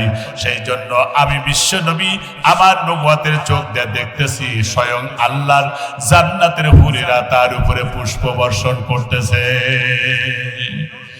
মুসলমান, যুদ্ধের ময়দানে একটু সময় নাই, খাওয়ার সময়টা পর্যন্ত নেয় নাই। আল্লাহু আকবার বলেন। এ যুবক, তোমাদের মতো টকবগের যুবক আজকে বসে থাকবে আর ইসলামী আন্দোলনের নেতা কর্মীদেরকে মেরে ফেলে দিবে, আর তোমরা বসে থাকবে। কেন থাকবে? আল্লাহর রাসূলের একজন সাহাবীর মা নিজের ছোট্ট বাচ্চাটাকে তুলে নিয়ে আল্লাহর দরবারে, রাসূলের দরবারে বললেন, ওগো আল্লাহর পয়গম্বর, আমার এই ছোট বাচ্চাটা জিহাদের ময়দানে নিয়ে যান। নবীজি বিব্রত বোধ করলেন, এই ছোট বাচ্চা কেমনে যুদ্ধের ময়দানে যাবে? নবীজিকে বললেন, ওগো আল্লাহর পয়গম্বর, অন্তত পক্ষে আমার এই সন্তান যুদ্ধ যদি করতে নাও পারে, আপনাকে লক্ষ্য করে যখন কাফের বেঈমানরা যখন তীর আর তরবারি ছুড়বে, অন্তত পক্ষে আমার এই সন্তানকে উঁচু করে ধরবেন, যাতে করে আপনার শরীরে তীর না লেগে আমার সন্তানের শরীরে ঝাঁঝরা হয়ে শহীদ হয়ে যাবে। কিয়ামতের দিন আমি শহীদের গর্বিত মা হয়ে আল্লাহর জান্নাতি হতে চাই। আল কোরআনের সৈনিক আমি, নেই কখনো ভয়, এক আল্লাহর গোলাম আমি, এই তো পরিচয়, ঠিক কিনা? আল কোরআনের সৈনিক আমার, নেই কো পরাজয়, এক আল্লাহর গোলাম আমি, এই তো পরিচয়, এই তো পরিচয়। এ পৃথিবীর সবই নকল, এ পৃথিবীর সবই নকল, আসল কিছু নয়, এক আল্লাহর গোলাম আমি, এই তো পরিচয়। আল্লাহর গোলাম যারা, পরিচয় যারা দিবে ইমানের দাবিতে, সত্যবাদী যে, সেই ব্যক্তি বাতিলের রক্তচক্ষু পরোয়া করে না, ঠিক কিনা? তা দেখেছেন, এত অত্যাচার করার পরে মাওলানা মামুনুল হক পিছপা হয় না, কথা ঠিক কিনা? এত অত্যাচার করার পরে, বারবার জেলের মধ্যে ঢুকানোর পরে, অপমান করার পরেও বাবুনগরীকে তারা অত্যাচার করার পরেও তাকে দাবায় রাখতে পেরেছিল না। 13টা বছর পর্যন্ত কোরআনের পাখিকে জেলের মধ্যে অবরুদ্ধ করে রেখে শেষ পর্যন্ত বিষ প্রয়োগ করে ইঞ্জেকশনের মাধ্যমে দুনিয়ায় থেকে বিদায় করেছে। ইচ্ছা করলে দুনিয়াতে বড় পথ পাইতে পারতেন, লোভের দিকে যায় নাই, জীবন দিয়েছে, বাতিলের কাছে মাথা নত করে নাই। এটাই হলো ইমানদার। ইমানের কথা বলা যায়, বাস্তবে ফাঁসির কাস্টে ঝোলা যায় না, ঠিক কিনা? কিন্তু যারা ফাঁসির কাস্টে ঝুলেছে তারা জানে যে মৃত্যুর পরে মুমিনের জীবনের সোনালী অধ্যায় সূচনা হয় পরকালে, ঠিক কিনা? আল্লাহর জান্নাতের জন্য। আর এদের যদি আকীদা খারাপ হইতো তাহলে ফাঁসির কাস্টে যাইতো না, ঠিক কিনা? আমার বন্ধুগণ, এই জন্য মুখে বলা যায় কিন্তু বাস্তবে তা করা যায় না। এই ছোট বাচ্চাদেরকে একটা কথা বলি, দুইটা তো বললামই, তোমাদের দৃষ্টি আকর্ষণ করে বলি, রসুলকে শিশুরাও ভালোবাসে। একজন সাহাবী বরা বিন তালহা রাদিয়াল্লাহু তাআলা এসে নবী কিভাবে জড়িয়ে ধরছেন এরকম করে। নবীদের চুল ছিল গাড়ে পিঠ পর্যন্ত প্রলম্বিত, হালকা কোকড়ানো চুল ছিল। সামাইলে তিরমিজি পড়ে দেখেন, ওইখানে চুল টান দেয়া ধরতো, এরকম আদর করতো। রসুল তাকে জড়িয়ে ধরলেন, বাবা তুমি কিছু বলো, কি বলো, তুমি বলো। ছেলেটা ডাকতে বলেন, ও আল্লাহর পয়গম্বর, আমাদের বাড়িতে এমনও 2 দিন যায়, 3 দিন যায়, চুলায় আগুন জ্বলে না, আমার বাড়িতে খাবার দাবার তৈরি হয় না, আমিও না খাওয়া, মাও না খাওয়া, আব্বাও না খাওয়া, কিন্তু সহ্য করতে না পেরে ও আল্লাহর পয়গম্বর আপনার বাড়িতে, আপনার দরবারে চলে আসি। ছোট্ট ছেলেটা ডাক দেয়া বলেন, আল্লাহর কসম করে বলছি, আপনার দরবারে আসার পরে যতক্ষণ পর্যন্ত থাকি অতক্ষণ পর্যন্ত আমাদের আর ক্ষুধা লাগে না। সুবহানাল্লাহ বলেন। আপনাকে দেখলেই ক্ষুধা দূর হয়ে যায়, এত মহব্বত করতেন। একদিন মাথায় হাত দিলেন, কপালে চুমো দিলেন। আমাদের দেশের মানুষ চুমো দেওয়ার সাইজ বাইজ পায় না। বাচ্চা কাচ্চা হইলে পরে তাদের আলাদা জায়গায় চুমা খায়, ঠিক কিনা দরকার? কিন্তু হাদিসের মধ্যে আছে, কোন স্বামী যদি স্ত্রীর কপালে একটা চুমো দেয়, এক এক চুমোর বিনিময়ে 100টা করে নেকি আমলনামায় হয়। সুবহানাল্লাহ। নিজের স্ত্রীর কথা বলছে, আবার অন্য জায়গায় দিবার তা গুলি খায় না, সোজা কথা। রাসূলের হাদিস এটা। রাসূল বলেছেন, কোন স্বামী আর স্ত্রী, স্বামী স্ত্রীকে 1 লোকমা খানা খাওয়া দিল, স্ত্রীও স্বামীকে 1 লোকমা খানা খাওয়া দিলেন। যতক্ষণ পর্যন্ত খাচ্ছে ততক্ষণ পর্যন্ত স্বামী স্ত্রীর জীবনের সগীরা গুনাহগুলো মাফ হয়ে যাচ্ছে। এটা মুহাব্বত বাড়ে, গুড আন্ডারস্ট্যান্ডিং হয়। স্বামী স্ত্রীর মুহাব্বত, এটা আল্লাহ চান, ইসলাম চায়। সুবহানাল্লাহ বলেন। এই জন্য যে ঘরে স্বামী স্ত্রীর মুহাব্বত আছে সেটা জান্নাতের একটা অংশ, আর যে ঘরে স্বামী স্ত্রী মিল নাই জাহান্নামের একটা গর্ত পড়েছেন বিশ্ব নবী সাল্লাল্লাহু আলাইহি ওয়াসাল্লাম। নবীজি বলেছেন, স্বামী আর স্ত্রী যদি একই বিছানায় একই কম্বলের নিচে ঘুমায়, নবীজি বলেছেন, তাহলে সকাল পর্যন্ত যদি এই রকম তারা একই বিছানায় যদি ঘুমায় থাকে, আল্লাহ রাসূল বলেছেন মুহাব্বতের কারণে আল্লাহর ফেরেশতা 2 জনের জন্য দোয়া করতে থাকে। কিন্তু রাগ করে একজন আরেকজন অন্য ঘরে যা শুইবেন না। নবীজি বলেছেন, স্বামী স্ত্রী যতক্ষণ পর্যন্ত স্বামী আর স্ত্রী 2 রাকাত নফল নামাজ আদায় করে, এরপরে ঘুমায় যায়, ওই ঘরের মধ্যে আর শান্তি হবে না। নবীজি বললেন স্বামী স্ত্রী মিলনের আগে যদি 2 রাকাত নামাজ আদায় করে তারপরে মিলন করে, প্রতি মিলনের বিনিময়ে আল্লাহ রাব্বুল আলামিন একটা করে উট কোরবানির সওয়াব দিয়ে দিবেন। নবীজি বলেছেন কোন স্বামী যদি স্ত্রীর নিচের ঠোঁটের উপরে একটু কিস করে, একটু চুমু দেয়, একটা কবুলিয়া তোমরা সওয়াব আল্লাহ আমলনামায় দেন। সুবহানাল্লাহ বলেন। ছোট ছোট বাচ্চারা মুসকি মুসকি হাসতেছে, ওদের রুহু বাত্তি তো সব দিশা ভাই, তাই না? এখনকার বাচ্চারা তো মোবাইলের কারণে, আল্লাহ এটা গজব, এটাকে গজব নাম রাখছি আমি। ভালো এর মধ্যে খুব কমই, টানতে টানতে এমন বেকায়দা ছবি এসে যায় যা দেখলে পারে সাধারণত বিপরীত লিঙ্গের দিকে আকর্ষণ হবে পুরুষের, এটাই স্বাভাবিক, ঠিক কিনা?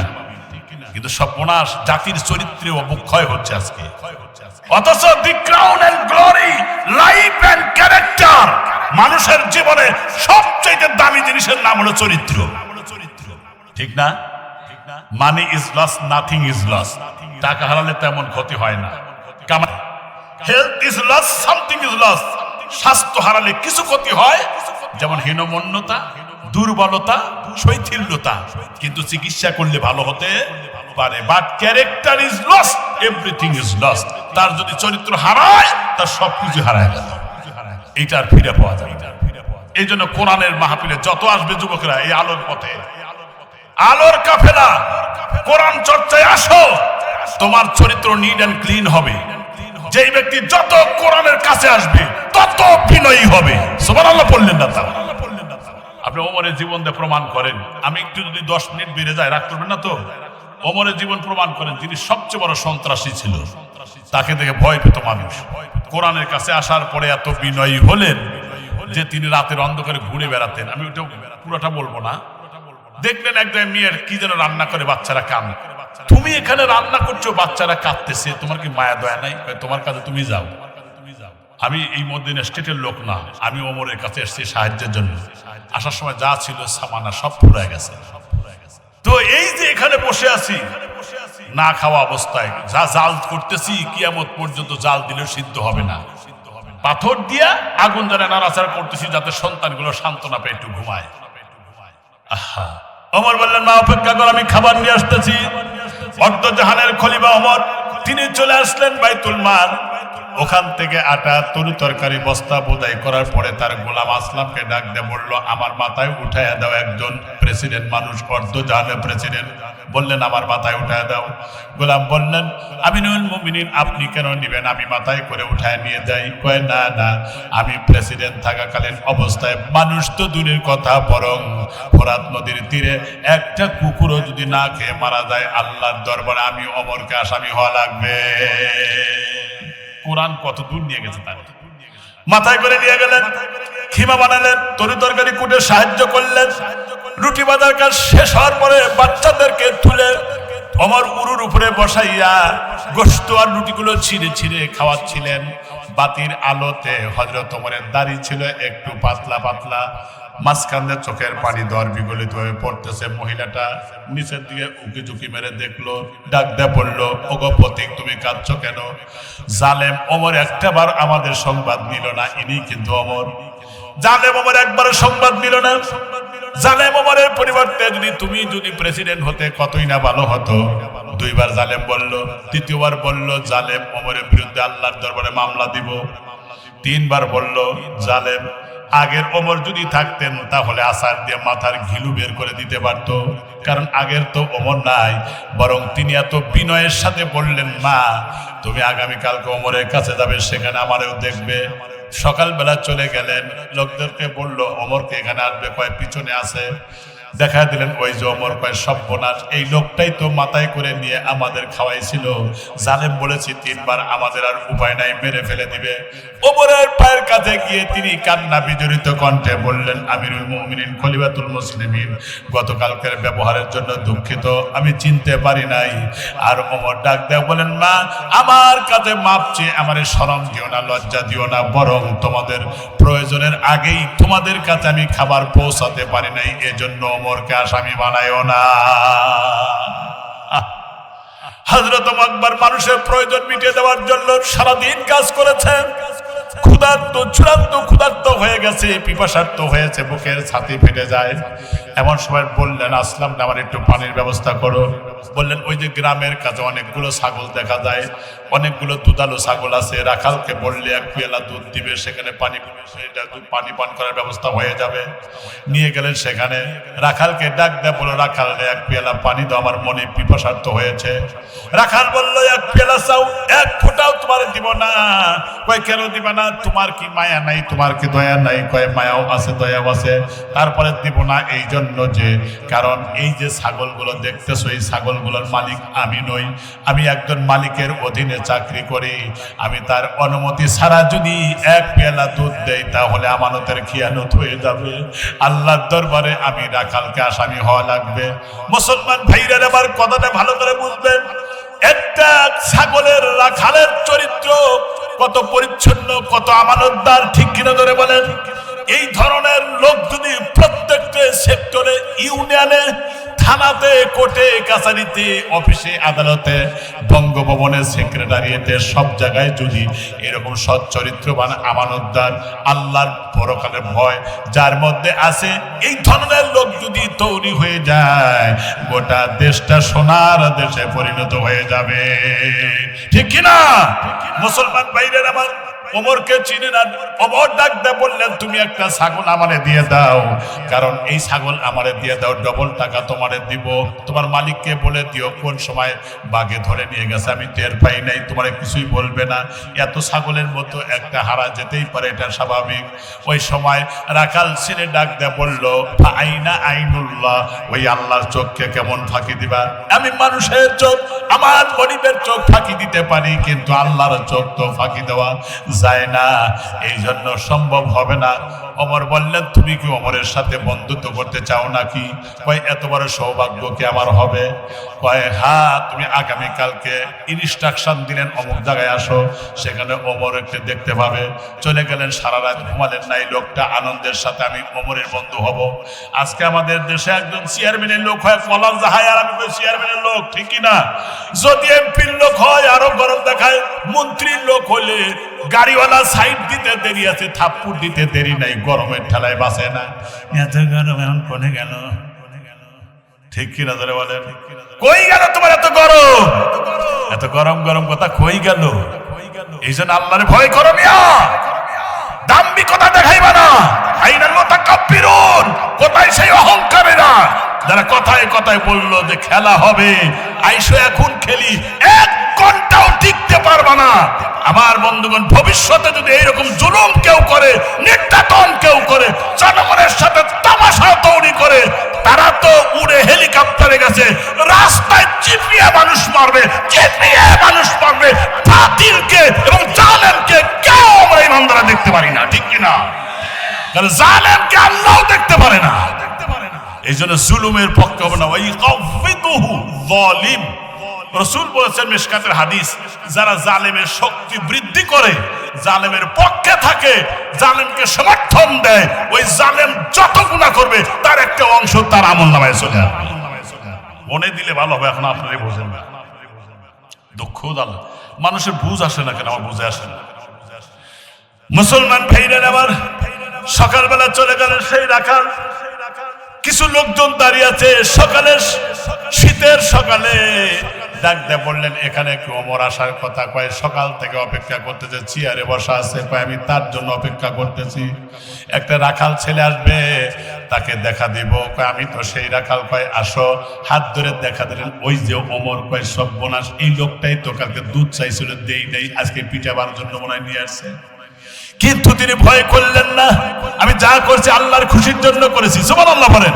এরপরে ওমরের কাছে চলে যাওয়ার পরে ওমর চেয়ার থেকে উঠে এসে তাকে বুকে জড়িয়ে ধরে ডাক দিয়ে বললেন, ভাই, ও ভাই, ওই যে চেয়ারে বসার যোগ্যতা তোমার মধ্যে আছে, তুমি ওখানে বসো। কেঁদে ফেললেন আর বললেন, ওগো আমিরুল মুমিনিন, খলিফাতুল মুসলিমিন, গত রাত্রে আমি ঘুমাই নাই সারা রাত পর্যন্ত, যে আমি ওমরের বন্ধু হব। ওমর ডাক দিয়ে বলেন, আমিও সারা রাত পর্যন্ত ঘুমাই নাই, সেজদার মধ্যে দিয়ে কাটিয়েছি। আমি আমার মালিক আল্লাহ রব্বুল আলামিনকে বলেছি, আল্লাহ, এই রাখাল ছেলের মতো চরিত্রবান, সৎ চরিত্রবান, আমানতদার ব্যক্তি এই দেশে আরো তুমি বাড়াইয়া দাও। সুবহানাল্লাহ পড়েন। পৃথিবী থেকে স্থায়ী হয় না, হোক না সে ফেরাউন কিবা নমরুদ, কেউ ভবে চিরকাল রয় না। ঠিক কিনা? কেউ চিরদিন থাকবো না। আর অল্প সময়, 12:30টায় মোনাজাত হবে ইনশাআল্লাহ। মুসলমান ভাইরা নামাজ খেয়াল করেন। ওই যে ছোট বাচ্চাটা মনে আছে তো আপনাদের? ছোট বাচ্চাটা নবীকে ভালোবাসে, নবী খুব আদর করলেন, কপালে চুমো দিলেন আর বললেন বারবার তুমি আসো। এরপরে চলে গেল, যুদ্ধের দামামা বেঁধে গেছে, ব্যস্ততার কারণে নবীজির আর সংবাদ নেওয়ার জন্য আর সেই ধরনের সময় ছিল না। একটা সময় ডাক দেয়া বলেন সেই সাহাবীকে, তোমার সেই ছোট্ট বাচ্চাকে তো আর দেখি না। ডাক দেয়া বললেন, ওগো আল্লাহর পয়গম্বর, আমার সেই ছোট্ট বাচ্চা, যেই বাচ্চাটা আপনাকে এত ভালোবাসে, ওই বাচ্চাটা চূড়ান্ত পর্যায়ে অসুস্থ, কখনো হুশ আবার কখনো বেহুশ অবস্থায় পড়ে আছে, এখন তো হুশ নাই। নবীজি বললেন, কেন আমারে বলো নাই? ওই সময় ডাক দেয়া বললেন, ওগো আল্লাহর পয়গম্বর, আপনাকে এত ভালোবাসি কারণ আমার এই সন্তানকে আপনি স্নেহ করেন, ভালোবাসেন, এই জন্য আপনাকে যদি বলি এই অসুস্থতার কথা, মনে আপনার কষ্ট লাগবে। এতটুকু কষ্ট আপনার লাগুক এটাও তো আমরা চাই না। আমাদের জীবনের বিনিময় হলেও আল্লাহ তাআলা যেন আপনাদের সুখে রাখেন, এই দোয়াই তো করি। নবীজি বললেন, যাও যাও, আমি আসবো আগামী কালকে ইনশাআল্লাহ। সাহাবী চলে গেলেন। আল্লাহ রাসূল বড় বড় কয়েকজন সাহাবীকে নিয়ে গেলেন। সেখানে যাওয়ার পরে এবার বাইরে থেকে ডাক দিলেন, সাহাবীরা ঘরের মধ্যে আসতে পারে নাকি? অনুমতি দিলেন। ভিতরে প্রবেশ করে দেখেন ছোট বাচ্চাটাকে সাদা চাদর দিয়ে ঢেকে রেখেছে। নবীজি ডান হাত দিয়ে চাদরটা সরায় দিয়া তারপরে মাথার উপর থেকে শুরু করে পা পর্যন্ত আপাত মস্তক ভালো করে তিনি স্পর্শ করলেন। ওই মুহূর্তে ডাক্তার বললেন, এই যে আমি হাদিয়া নিয়ে এসেছিলাম, সন্তান যদি সুস্থ হয় তাহলে তারে আমার সালাম দিয়ে হাদিয়াটা দিও, আর সন্তান যদি মারা যায় আমি নবীকে সংবাদ দিও, কারণ আমি তারকে গোসল দেওয়াবো, আমি নিজে জানাজার ইমামতি করব, আমি কবরে নামবো, আমি কবরে নেমে তার জন্য দোয়া করব। এটা বড় সৌভাগ্যের বিষয় আমার মুসলমান ভাইরা রে। নবীজি দোয়া করে চলে গেলেন। একদিন যায়, দুদিন যায়, 3 দিন যায়, কয়েকদিনের মধ্যে ধীরে ধীরে এই সন্তানটা সুস্থ হয়ে ঘরের মধ্যে যখন সুস্থ হয়ে গেল, হুঁশ ফিরে এলো, জ্ঞান ফিরে পেল। ওই মুহূর্তে ঘরের মধ্যে কেউ নাই, এদিক ওদিক তাকায়, নাই। মা বাপকে ডাক দেয়, বাইরে থেকে মা বাপ দৌড়ায় ঘরের মধ্যে আসলো, আমার সন্তান মনে হয় সুস্থ হয়ে গেছে। এই জন্য তিনি যেই মাত্র ঘরের মধ্যে মা বাবা আসলো, ডাক্তার বলল, সন্তান রে তুমি সুস্থ হয়েছো নাকি? কয় হ্যাঁ, আল্লাহ আমার সুস্থ করেছে। তবে একটা প্রশ্ন, আমার এই ঘরের মধ্যে এমন একটা সুঘ্রাণ আমার নাকে ধরা পড়েছে, এই সুঘ্রাণের কারণে আমি বিমোহিত হচ্ছি। আগে বলো এই ঘরের মধ্যে কে এসেছে? আমি যখন আল্লাহর নবীর ঘরের মধ্যে কাছে যাই তখন এই ধরনের সুঘ্রাণ আমার নাকের মধ্যে ধরা পড়তো। বলো কে এসেছিল এই ঘরের মধ্যে? মা বাপ ডাক দেয়া বলল, আল্লাহ রাসূল বড় বড় সাহাবীদেরকে নিয়ে দেখতে এসেছিলেন। ছেলেটা ডাক দেয়া বললেন, তাহলে আমার রাসূল যাবার সময় কোনো কথা বলে গেছে নাকি? কয় হ্যাঁ। কি বলে গেছে? বলে গেছে তুমি সুস্থ হইলে তোমার জন্য আমরা নবীর সালাম দেই, নবী হাদিয়া দিয়ে গেছেন, এটা তুমি নাও। হাদিয়ার ফল ফ্রুট গুলাইনা দিলেন, হাদিয়াটা ধরলেন, বুকের মধ্যে জড়িয়ে ধরলেন। এই বাচ্চাটা চোখের পানি ছেড়ে দেয়া কাঁদেন, আমার নবী আমার এত ভালোবাসে, আমার নবী আমার জন্য দিয়ে গেছে। এরপরে বললেন, আমার নবী আরো কিছু বলছে নাকি? কয় হ্যাঁ, তোমার নবী আরো বলে গেছে তুমি যদি মারা যাও আমরা যেন নবীকে সংবাদ দেই, সেই নবী এসে জানাজা পড়াবে, গোসল দেওয়াবে, কবরে নামাবে, এটা বলে গেছে। ছেলেটা ডাক দেয় বলো, আমার মা, আমার পরিবারের লোকদেরকে আমি ওসিয়ত করে যাই, আমার যদি দিনের বেলায় মৃত্যু হয় আমার নবীর সংবাদ দিও, আর যদি রাত্রি বেলায় মৃত্যু হয় তাহলে নবীকে সংবাদ দিও না। সত্যি সত্যি কয়েকদিনের মধ্যে শারীরিক অবনতি হয়ে মারা গেল, রাতে দাফন কাফন হয়ে গেল, নবীর সংবাদ দিল না। কয়েকদিন পরে নবী জিজ্ঞেস করলেন, সাহাবী রে তোমার সেই সন্তানের খবরটা কি? এবার সাহাবী হু হু করে কেঁদে ফেললেন, ডাক দিয়ে বললেন, কাঁদছো কেন? পাশে থেকে আরেকজন বলল, হুজুর ওনার সন্তান তো বিগত কয়েকদিন আগে মারা গেছে, আমরা জানাজায় শরীক ছিলাম। নবীজি কাঁদা শুরু করলেন, হাত্তাইয়া বুল্লাল লিহাইয়ুন, কাঁদতে কাঁদতে দাড়ি পর্যন্ত ভিজে যাচ্ছে। ওই সময় ডাক দিয়ে বললেন, আমারে বলো নাই কেন আমাকে কবরের কাছে নিয়ে যাও? যেই মাত্র নবীজিকে কবরের কাছে নিয়ে যাওয়া হলো, নবীজি কবরের কাছে বসে কাঁদতেছিলেন, ওই বাচ্চার জন্য দোয়া করতেছিলেন। মুসলমান ভাইরা আমার, বাবাজিরা আমার, নবী ডাক দিয়ে বলেন, কেন? তোমার সন্তান ওসিয়ত করলো রাত্রিবেলা আমার যাওয়া যাবে না। ওই মুহূর্তে ডাক দিয়ে বললেন, আমি বলেছিলাম সন্তানকে কেন নবীকে রাত্রে সংবাদ দিব না? আমার ছেলেটা বলেছিল বর্তমান সময়ে আবু জেহেল, আবু লাহাব, মুগিরা কাফের বেঈমানরা আল্লাহর নবীর বিরুদ্ধে ষড়যন্ত্রের জাল প্রণয়ন করতেছে।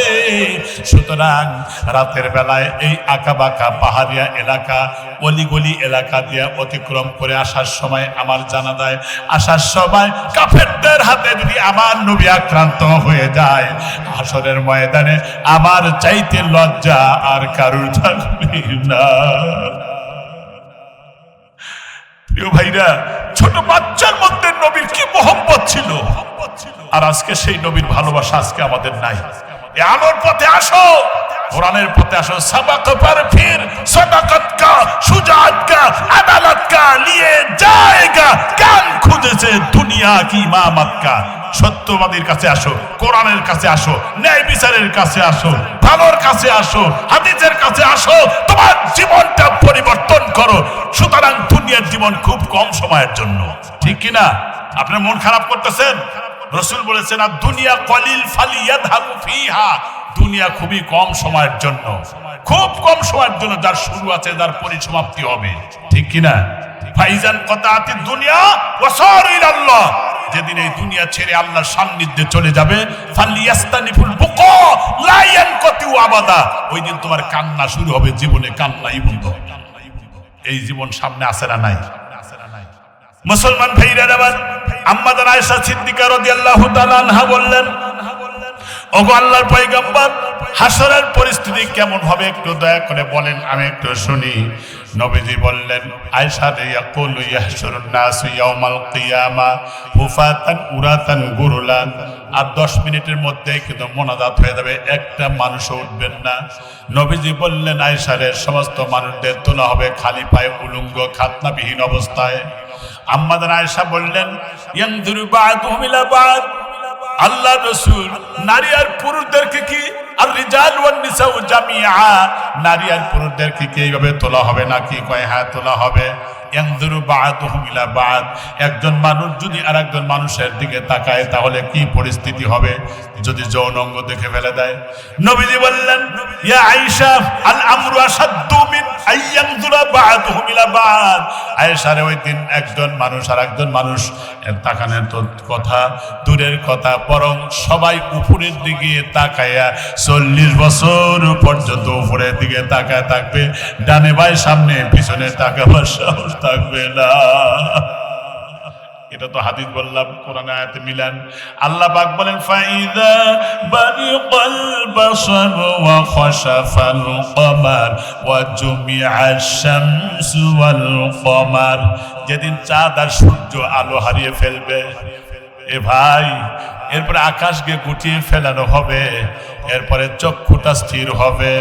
ইযাস সামাউ ফাতারাত, আকাশ বিদীর্ণ হয়ে যাবে। ওয়া ইযাল কাওয়াকিবু তাসারাত, নক্ষত্রগুলো ছিটকে ছিটকে পড়তে থাকবে। ওয়া ইযাল বিহারু ফুজ্জিরাত, সমুদ্রের পানিগুলো উদ্দীনিত হতে থাকবে। যুবকেরা শোনো, ওয়া ইযাল কুবুরু বু'সিরাত, কবর থেকে মানুষ যখন আবার হিসাবের সম্মুখীন হওয়ার জন্য উঠবে। ওয়া নুফিকা ফিস-সূর ফাইযা হুম মিনাল আজদাসি ইলা রাব্বিহিম ইয়াসিলুন। আল্লাহু আকবার বলেন। যখন সিংহায় ফুৎকার দেওয়া হবে, কবরবাসীরা কবরের কাছে উঠে চোখ মুছবে আর বলবে, ইয়া ওয়াইলানা মান বা'সানা, দুর্ভাগ্য কি আমাদের আরামের ঘুম থেকে জাগায় দিল। হাযা মা ওয়া'দার রহমান ওয়া সাদাকাল মুরসালুন। আল্লাহু আকবার বলেন। কারণ নবী রাসূল যা বলেছিলেন, আল্লাহ যে ওয়াদা দিয়েছিলেন, সুম্মা ইন্নাকুম ইয়াওমাল কিয়ামাতি তুবআসুন, কিয়ামত হবে, কোনো সন্দেহ নাই। দেয়ার ইজ নো ডাউট, কোনো সন্দেহ নাই কিয়ামত হবে। এটা হলো সেই দিন। নবীজি বলেন, আল্লাহ পাক বলেন, নবী সেদিন দেখবেন, ওয়ালাউ তারা ইযিল মুজরিমুনা নাকিসু রুউসিহিম ইনদা রাব্বিহিম, সেদিন অপরাধীদেরকে দেখবেন ভীত সন্ত্রস্ত হয়ে মাথা নত করে ওরা বলবে, ক্বালু আবসারনা ওয়া সামি'না ফারজি'না না'মাল সালিহান ইন্না মুকিনুন। ও আল্লাহ, আবার দুনিয়ায় পাঠায় দাও, নেক আমল করে আসি, তোমার আনুগত্যশীল বান্দা না হয়ে আর আসবো না। আল্লাহ বলেন, আওয়ালাম নুআম্মিরুকুম, আমি কি হায়াত নামক জিন্দেগি দিয়েছিলাম না? কোথায় গিয়েছিলে সেদিন তুমি? ভাইরে, কবর কাউরে ছাড়বে না। তোমরা মদ ছেড়ে দাও, ইয়াবা ছেড়ে দাও, মিথ্যা বর্জন করো, অন্যায়ের মধ্যে জীবন চালায়ও না। Today and tomorrow wait and see, অপেক্ষা করো। কত মানুষের তো এলান হলো মসজিদ থেকে মারা গেছে, একদিন তোমার নামও মসজিদ এলান হবে। একটু চিন্তা করো, একটু অবজারভেশনে ঢুকাও ভাই, প্রিয় ভাইরা। 5 ওয়াক্ত নামাজ পড়ো ভাই, চরিত্রকে পরিশুদ্ধ করো ভাই। তোমরা আলোর সংগঠন তৈরি করেছো, আমি আন্তরিক অভিনন্দন জানাচ্ছি। এই আলো যেন এলাকা আলোকিত হতে পারে, বলেন আমিন। মুসলমান ভাইরা, এবার ছোট্ট একটা কথা মনে পড়ে গেল। বিশ্ব নবী একবার কবরের পাশ দিয়ে যখন হেঁটে যেতেছিলেন, নবী একটা কবরের দিকে তাকালেন, কাঁদলেন। ফাসাব্বাহানা তাসবিহান তাযীলা, নবীজি দীর্ঘ সময় ধরে তাসবিহ তাহলিল পাঠ করলেন। নবীজি বললেন, সাহাবীরা রে, এই যে একটা নতুন কবর দেখা যায়, এই কবরটা কার? গ্রামের মধ্যে ঢোকো, তথ্য নিয়ে আসো। সাহাবায়ে কেরাম গ্রামের মধ্যে ঢুকলেন। খুব মজার কথা শোনেন, গ্রামের মধ্যে ঢুকলেন, ঢোকার পরে জিজ্ঞাসা করলেন জনগণকে, নতুন একটা কবর দেখতে যে কবরটা কার? লোকেরা বললো, একজন বিধবা মহিলার সন্তান মারা গেছে বিগত কিছুদিন আগে। বললেন, রাসূল তারে সালাম জানিয়েছেন। এরপরে মেয়েটা চলে আসলো, বোরখা পরিহিত অবস্থায় যখন চলে এসেছে, নবীজি বললেন, মা, এখানে কি তোমার সন্তান শুয়ে আছে? কয়, জি। তোমার সন্তানের প্রতি কি তুমি রাজি খুশি আছো নাকি? কয়, না। কেন রাজি খুশি নাই? ডাকতে বললেন, আমার সন্তান যে জায়গায় যাক, হাটে যাক আর বাজারে যাক আর কাজে যাক, আমার কাছে আগে আসতো, ব্যাগটা আমার হাতেই দিত, আমার সাথে দেখা না করে কখনো যেত না। অথচ আমার এই সন্তানকে একদিন আমার বৌমা রাস্তায় গিয়ে কে যেন বলল, যার কারণে রাগ করে আমার ঘরে আর আসে না, কথাও বলে না। আমার এই সন্তান দুনিয়া থেকে সুস্থ মানুষ, সেই মানুষটা দুনিয়া থেকে বিদায় হয়ে গেল হার্ট অ্যাটাক করে। এই দুনিয়াতে বিদায় হয়ে গেল, এই সন্তানের প্রতি আমি সন্তুষ্ট ছিলাম না। নবীজি ডাক দেয়া বলেন, ও মা, আমি নবী নবুয়াতের চোখ দিয়ে দেখলাম কবরের মধ্যে আপনার সন্তানের দাউ দাউ করে আগুন জ্বলতেছে, এত আগুন জ্বলতেছে কবরের মধ্যে, সে কয়লা খনির মতো হয়ে গেছে, এত কয়লা হয়ে গেছে। নবীজি বললেন, এত পুরা ফুটতেছে, আর্তনাদ করতেছে। মেয়েটা তখন বলল, আরে আমার সন্তানের এই অবস্থা, ওগো আল্লাহর পয়গম্বর, কোন কাজ করলে পরে আমার সন্তান জাহান্নামের আগুন থেকে মুক্তি পেতে পারে? ওই মুহূর্তে ডাক দিয়ে বললেন, তাহলে আপনি মা হয়ে রাগ করেছেন তাই মুক্তি পাচ্ছে না, আপনি যদি মাফ করে দেন, আল্লাহ রাব্বুল আলামিন মাফ করে দিতে পারেন। ওই মুহূর্তে মেয়েটা ডাক দিয়ে বলে, ওগো আল্লাহর পয়গম্বর, আপনাকে সাক্ষী রেখে আমার সন্তানকে আমি মাফ করে দিলাম। একথা বলার সাথে সাথে নবীজি কবরের দিকে তাকায় হেসে ফেললেন। ওই মুহূর্তে সাহাবীরা বললেন, ওগো আল্লাহর পয়গম্বর, এই মাত্র কাঁদলেন আবার হাসলেন, কিছুই বুঝতে পারলাম না। নবীজি বললেন, এই মা যখন মাফ করে দিল তার সন্তানকে, আমি নবুয়তের চোখ দিয়ে দেখলাম ওই সন্তানের কবরের মধ্যে আগুনটা ধপাস করে নিভে গেছে। আল্লাহু আকবার বলেন। এ যুবকেরা, যাদের মা আছে বাবা আছে, এই মা বাবার সাথে দুর্ব্যবহার করো না। ওমা জান্নাতুকা ওয়া নারুকা, তোমার বাপ মা জান্নাতের দরওয়াজা। সুবহানাল্লাহ বলেন। বাপ মাকে বাইপাস করে জান্নাতে যাওয়ার কোনো সুযোগ নাই। আলোর পথের তরুণেরা, এই কোরআন দিয়ে তোমাদের বলি রে ছেলেরা, এই কোরআনের আইন চালু করার জন্য তোমরা কি পক্ষে আছো না নাই? কারণ মানব রচিত আইন দিয়ে, তন্ত্র মন্ত্র দিয়ে জীবনে শান্তি আসতে পারে না, ঠিক কিনা? আমার আল্লাহ পাক বলেন, ওয়া মাল্লাম ইয়াহকুম বিমা আনজালাল্লাহ ফাউলাইকা হুমুল কাফিরুন। আল্লাহ তাআলা বলেন, নাজিল যে ব্যক্তি আল্লাহর নাজিলকৃত বিধান দিয়ে বিচার করে না, তারা কাফের। তারা কি জোরে বলেন? এটা আমার কথা না, আল্লাহর কথা। তাহলে আল্লাহর কোরআনের আইন চালু হোক, এই ব্যাপারে কি আমাদের সবার আন্দোলন করা দরকার আছে না নাই? নামাজ পড়া যেমন ফরজ, রোজা রাখা যেমন ফরজ, মালদারের জন্য যাকাত যেমন ফরজ, কোরআনের পক্ষে আন্দোলন করাটাও ফরজ। এই পক্ষে আন্দোলন করতে রাজি কারা? হাত তুলে দেখান তো ইনশাআল্লাহ। আগামী দিনের দেশ হবে টুপিওয়ালাদের দেশ, আল্লাহওয়ালাদের দেশ, কোরআনের বাংলাদেশ তৈরি হবে। আমার মুসলমান ভাইরা, শাহজালালের দেশ, শাহ মখদুমের দেশ, শাহ কোরআনের দেশ, বাংলার ভূখণ্ডে আল্লাহর কোরআনের রাত যদি কায়েম হয়, তাহলে সমস্ত লোকেরা শান্তিতে বসবাস করবে, শিক্ষা চিকিৎসা বাসস্থানের গ্যারান্টি হবে। এমন একটা সমাজ কায়েম হোক, যারা যারা শান্তু হাত উঁচু করে দেখান নারায়ে তাকবীর, হাত নামান। ومن لم يحكم بما أنزل الله فأولئك هم الظالمون। যারা আল্লাহর নাযিলকৃত বিধান দিয়ে বিচার করে না, তারা জালেম। জোরে বলেন, তারা কি? ومن لم يحكم بما أنزل الله فأولئك هم الفاسقون। যারা আল্লাহর নাযিলকৃত বিধান দিয়ে যারা বিচার করে না, তারা ফাসিক। আমার ভাইরা, এখন এই কোরআনের আইন দিয়ে কি বিচার সালিস হয় নাকি? না। চুরি যদি চোর যদি চুরি করে, কোরআনের আইন দিয়ে যদি বিচার করা হয়, চুরি বন্ধ হয়ে যাবে, ধর্ষণ বন্ধ হয়ে যাবে, জেনা বন্ধ হয়ে যাবে, সুদখোর বন্ধ হয়ে যাবে, ঘুষখোর বন্ধ হয়ে যাবে, মদখোর বন্ধ হবে, ইয়াবা বন্ধ হয়ে যাবে, গাঁজা বন্ধ হয়ে যাবে। মুসলমান ভাইদের এমন একটা সোনার দেশে পরিণত হয়ে যাবে, যেমন আল্লাহ রসুল বলেছিলেন সাহাবীদেরকে, এমন একটা সময় আসবে, অপেক্ষা করতে থাকো, যে সময় ইয়ামানের রাজধানী সানা থেকে হাজরামাউত পর্যন্ত লোকেরা টাকা পয়সা অর্থ সম্পদ নিয়ে চলবে। লা ইয়াখাফু ইল্লাল্লাহ, আল্লাহর ভয় ছাড়া চোর ডাকাত সন্ত্রাসের ভয় থাকবে না। মেয়েরা তাদের সৌন্দর্যের পসরা নিয়ে রাস্তায় চলতে পারবে, কিন্তু ওদের চোখের দিকে চোখ রেখে তাকাবার সাহস থাকবে না। এমন একটা সমাজ কায়েম হয়ে যদি কোরআনের রাজ কায়েম হয়ে যায়, এমন সমাজ কি আপনারা চান? জোরে বলেন, চান? আমার মুসলমান ভাইরা, সংক্ষেপ করে বলতেছি, এদের যারা আলোর পথের ভাইরা, তোমরা নিজেরা পাপ করবা না, কারণ পাপের নগদ শাস্তি আছে। পাপের নগদ শাস্তি হলো চেহারার লাবণ্যতা কমে যাবে। পাপের নগদ শাস্তি, স্মৃতি শক্তি তোমার লোপ পাবে। নবীজি বলেছেন, পাপ করলে রিজেক কমে যাবে, পাপ করলে রোগ ব্যাধি আক্রান্ত বেশি হবে, জ্ঞান বুদ্ধি লোপ পাবে, পাপ করলে ডিপ্রেশন হতাশা বেড়ে যাবে। পাপ যদি মানুষ করে, নেক কাজের অনীহা তার ভিতরে চলে আসবে। পাপ যদি করে, মানসিক শান্তি বিনষ্ট হয়ে যাবে। কোন মানুষ যদি পাপের মধ্যে থাকে, শরীরের দুর্বলতা অলসতা তৈরি হয়ে যাবে। কোন মানুষ যদি পাপ করতে থাকে, তাহলে অন্তর কঠিন হয়ে যাবে, যার হৃদয় আর কোনোদিনও উপদেশ গ্রহণ করবে না, কোরআন হাদিসের কথা ধারণ করার ক্ষমতা থাকবে না। এদের পাপকে আগে যুবকদেরকে বর্জন করতে হবে। রাজি আছো তোমরা? জোরে বলে, রাজি আছো না নাই? বাইরে পায়ে ধরে বলি, যত বড় পাপিষ্টই হও, এই জমিন থেকে আসমান পর্যন্ত পাপ করেছো, আল্লাহ তাও মাফ করবে। সুবহানাল্লাহ। একটা কথা মনে পড়ে, এই কথা দিয়ে আমি শেষ করব। এই কথাটা খুব ভালো করে শোনেন।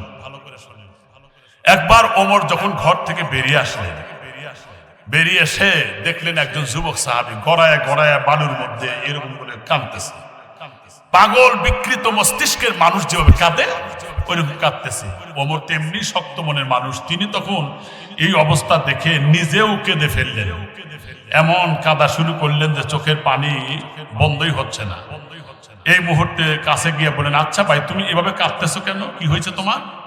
কয়, কাঁদতেছি, আমি জীবনে সবচেয়ে বড় পাপ করেছি। তো তুমি তো রাসূলের সাহাবী হওয়ার সৌভাগ্য অর্জন করেছো। কয়, তারপরে একটা পাপের কথা মনে হলো, আমার মনে হয় আমি জান্নাতে যেতে পারবো না, জাহান্নামে যাব। কয়, তাহলে চলো যাই, নবীর কাছে পাপের কথা বলো। কয়, চলেন। ওমর তারে ধরে নিয়ে গেলেন। খুব মজার কথা শোনেন। রাসূলের বাড়ির বাইরে বলেন, এখানে বসো। নবীর আগে অনুমতি নেই। হযরত ওমর তখন সালাম দিলেন বাইরে থেকে। আল্লাহ রসুল সালামের জবাব দিলেন আর অনুমতি দিলেন, ওমর তুমি ভিতরে আসতে পারো। ওমর ভিতরে গেলেন। তখন ওমরের চোখ দিয়ে পানি পড়তেছিল। ও আমার মুসলমান ভাইরা রে, নবীজি বলেন, ওমর রে কেন কাঁদছো? কি হয়েছে তোমার? না জানি তোমার আপনজন কেউ দুনিয়া থেকে বিদায় হয়ে গেছে, যার বিরহ বেদনায় ব্যথাতুর হয়ে তুমি কাঁদছো।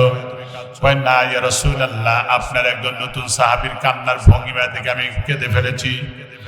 সে নাকি বড় গুনাহ করেছে, আমি তাকে সাথে করে নিয়ে এসেছি। আপনি অনুমতি দিলে আমি আনতে পারি আপনার কাছে। কয় নিয়ে আসো। বাইরে এসে বললেন, ভাইরা চলো তোমার গুনার কথা নবীজির কাছে বলো। এরপরে তিনি চলে গেলেন, নবীজির পায়ের কাছে গিয়ে পড়লেন, এত কাঁদতেছিলেন। নবীজি বললেন, কি হয়েছে তোমার? কয় বড় গুনাহ করেছি। নবীজি বললেন, তোমার গুনাহ কি সাগরের চাইতেও বেশি নাকি? কয় তার চেয়ে বেশি। তোমার গুনাহ কি জমিনের চাইতে বিস্তীর্ণ? কয় তার চেয়েও। তোমার গুনাহ কি আকাশের চাইতে প্রশস্ত নাকি? কয় তার চেয়ে বড় গুনাহ করেছি। নবীজি বললেন, হাল আশরাকতা বিল্লাহ, তুমি শিরকিয়াতের গুনাহ করেছো নাকি? কয় তার চেয়ে বড় গুনাহ করেছি। নবী বললেন, হাল কতালতা নাফসান, তুমি কি মানুষ হত্যা করার অপরাধ করেছো নাকি? বললেন, তার চেয়েও বড় গুনাহ করেছি। নবী বললেন, তাহলে কি গুনাহ করেছো বলো দেখি আমি শুনি। তখন বলা শুরু করলো, আল্লাহর পয়গম্বর, ইসলাম গ্রহণের আগে আমার একটা বদ অভ্যাস ছিল। নতুন নতুন কবর দেখার পরে সেই কবরটা আমি খনন করে তারপরে পুরুষের 3টা কাপড়, নারীর 5টা কাপড় বিবস্ত্র করে এনে ওগুলো আবার ধুয়ে পরিষ্কার করে সুন্দর করে আয়রন করে তারপরে বিক্রি করে জীবিকা নির্বাহ করতাম। এটা আমার অভ্যাস ছিল। একবার আমার মদিনার এক আনসারী বন্ধু আমার ডাক দিয়ে বলল, ভাইজান আজকেই কিন্তু একজন আসরের নামাজের পরে আনসারী মহিলা মারা গেছে। আমি তখন গভীর রাতে চলে গেলাম। আসরের নামাজের সময় যারা দাফন কাফন করা হয়েছে, আমি গভীর রাতে গিয়ে মাটি সরালাম। তারপরে যা যা ছিল বাসতলায় যা আমরা যেমন দেই এগুলো সরায় দেওয়ার পরে আমি কবরটা পরিষ্কার করে সেই মহিলার শরীর থেকে 5টা কাপড় আমি খুলে নিয়ে আসলাম। আসার সময় কে যেন আমার কানে কানে বলে, এলে আল্লাহর বান্দা, জীবনে বহু মহিলা দেখেছো, এত সুন্দরী অনিন্দনীয় সুন্দরী মহিলা দেখো না, একটু ভালো করে তাকাও, পিছনের দিকে তাকাও। ও আল্লাহর পয়গম্বর, শয়তানের ধোকায় পড়ে আমি তাকালাম। আমি দেখলাম সত্যি তো কবরটা জল করছে। এত সুন্দর মানুষ হয় যেন শিল্পী যেন নিজের নিজ হাতে তুলি দিয়ে এঁকেছে। আমি তখন তাকালাম, তাকায় আবার চলে যেতেছিলাম। কে যেন আমার কানে কানে বললো, এরে আল্লাহর বান্দা, মরা হইলে কি হবে? মরা এই মহিলার সাথে তুমি যৌন অভিলাষ চরিতার্থ করো, যৌন তৃপ্তি লাভ করে যাও। নবীজি আমার কাপড়ের কাপড়টা আমি দূরে ছুঁড়ে মারলাম। কি বধ করে বেড়ায়, ওই নারী জাহান্নামে যাবে। 6 নম্বর, ওই নারী যে অন্যের সুখ থেকে হিংসা করে, উপকার করে খোটা দেয়, এমন নারী জাহান্নামে যাবে। নারীরা ভালো করে খেয়াল করেন, আল্লাহ রাসূল গুনার কথা শুনতেছিলেন আর বললেন, এই অপরাধ করেছি নবীজি। নবীজি বললেন, যুবকরে সত্যি তো তুমি বড় গুনাহ করেছো। ওই মুহূর্তে ছেলেটা তখন নবীজির দরবার থেকে দৌড়ায় বের হয়ে গেলেন। কারণ নবী যদি আমার কাছে আমার বিরুদ্ধে একটা যদি নেগেটিভ মূলক কথা বলে তাহলে আমার তো জান্নাতের রাস্তা রুদ্ধ হয়ে যাবে। সেই জন্য তিনি চলে গেলেন।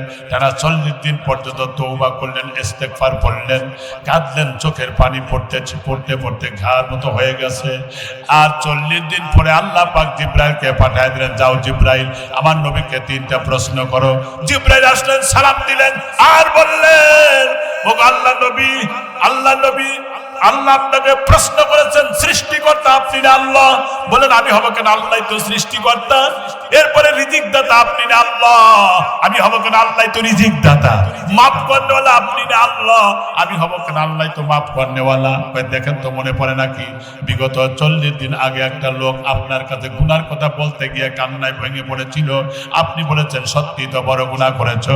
সেই যে চলে গেছে 40 দিন পর্যন্ত এত কেঁদেছে, এত তওবা করেছে, ইস্তেগফার পড়েছে, আমার আল্লাহ রাব্বুল আলামিন তারেও এই তওবা কবুল করে মাফ করে দিয়েছেন।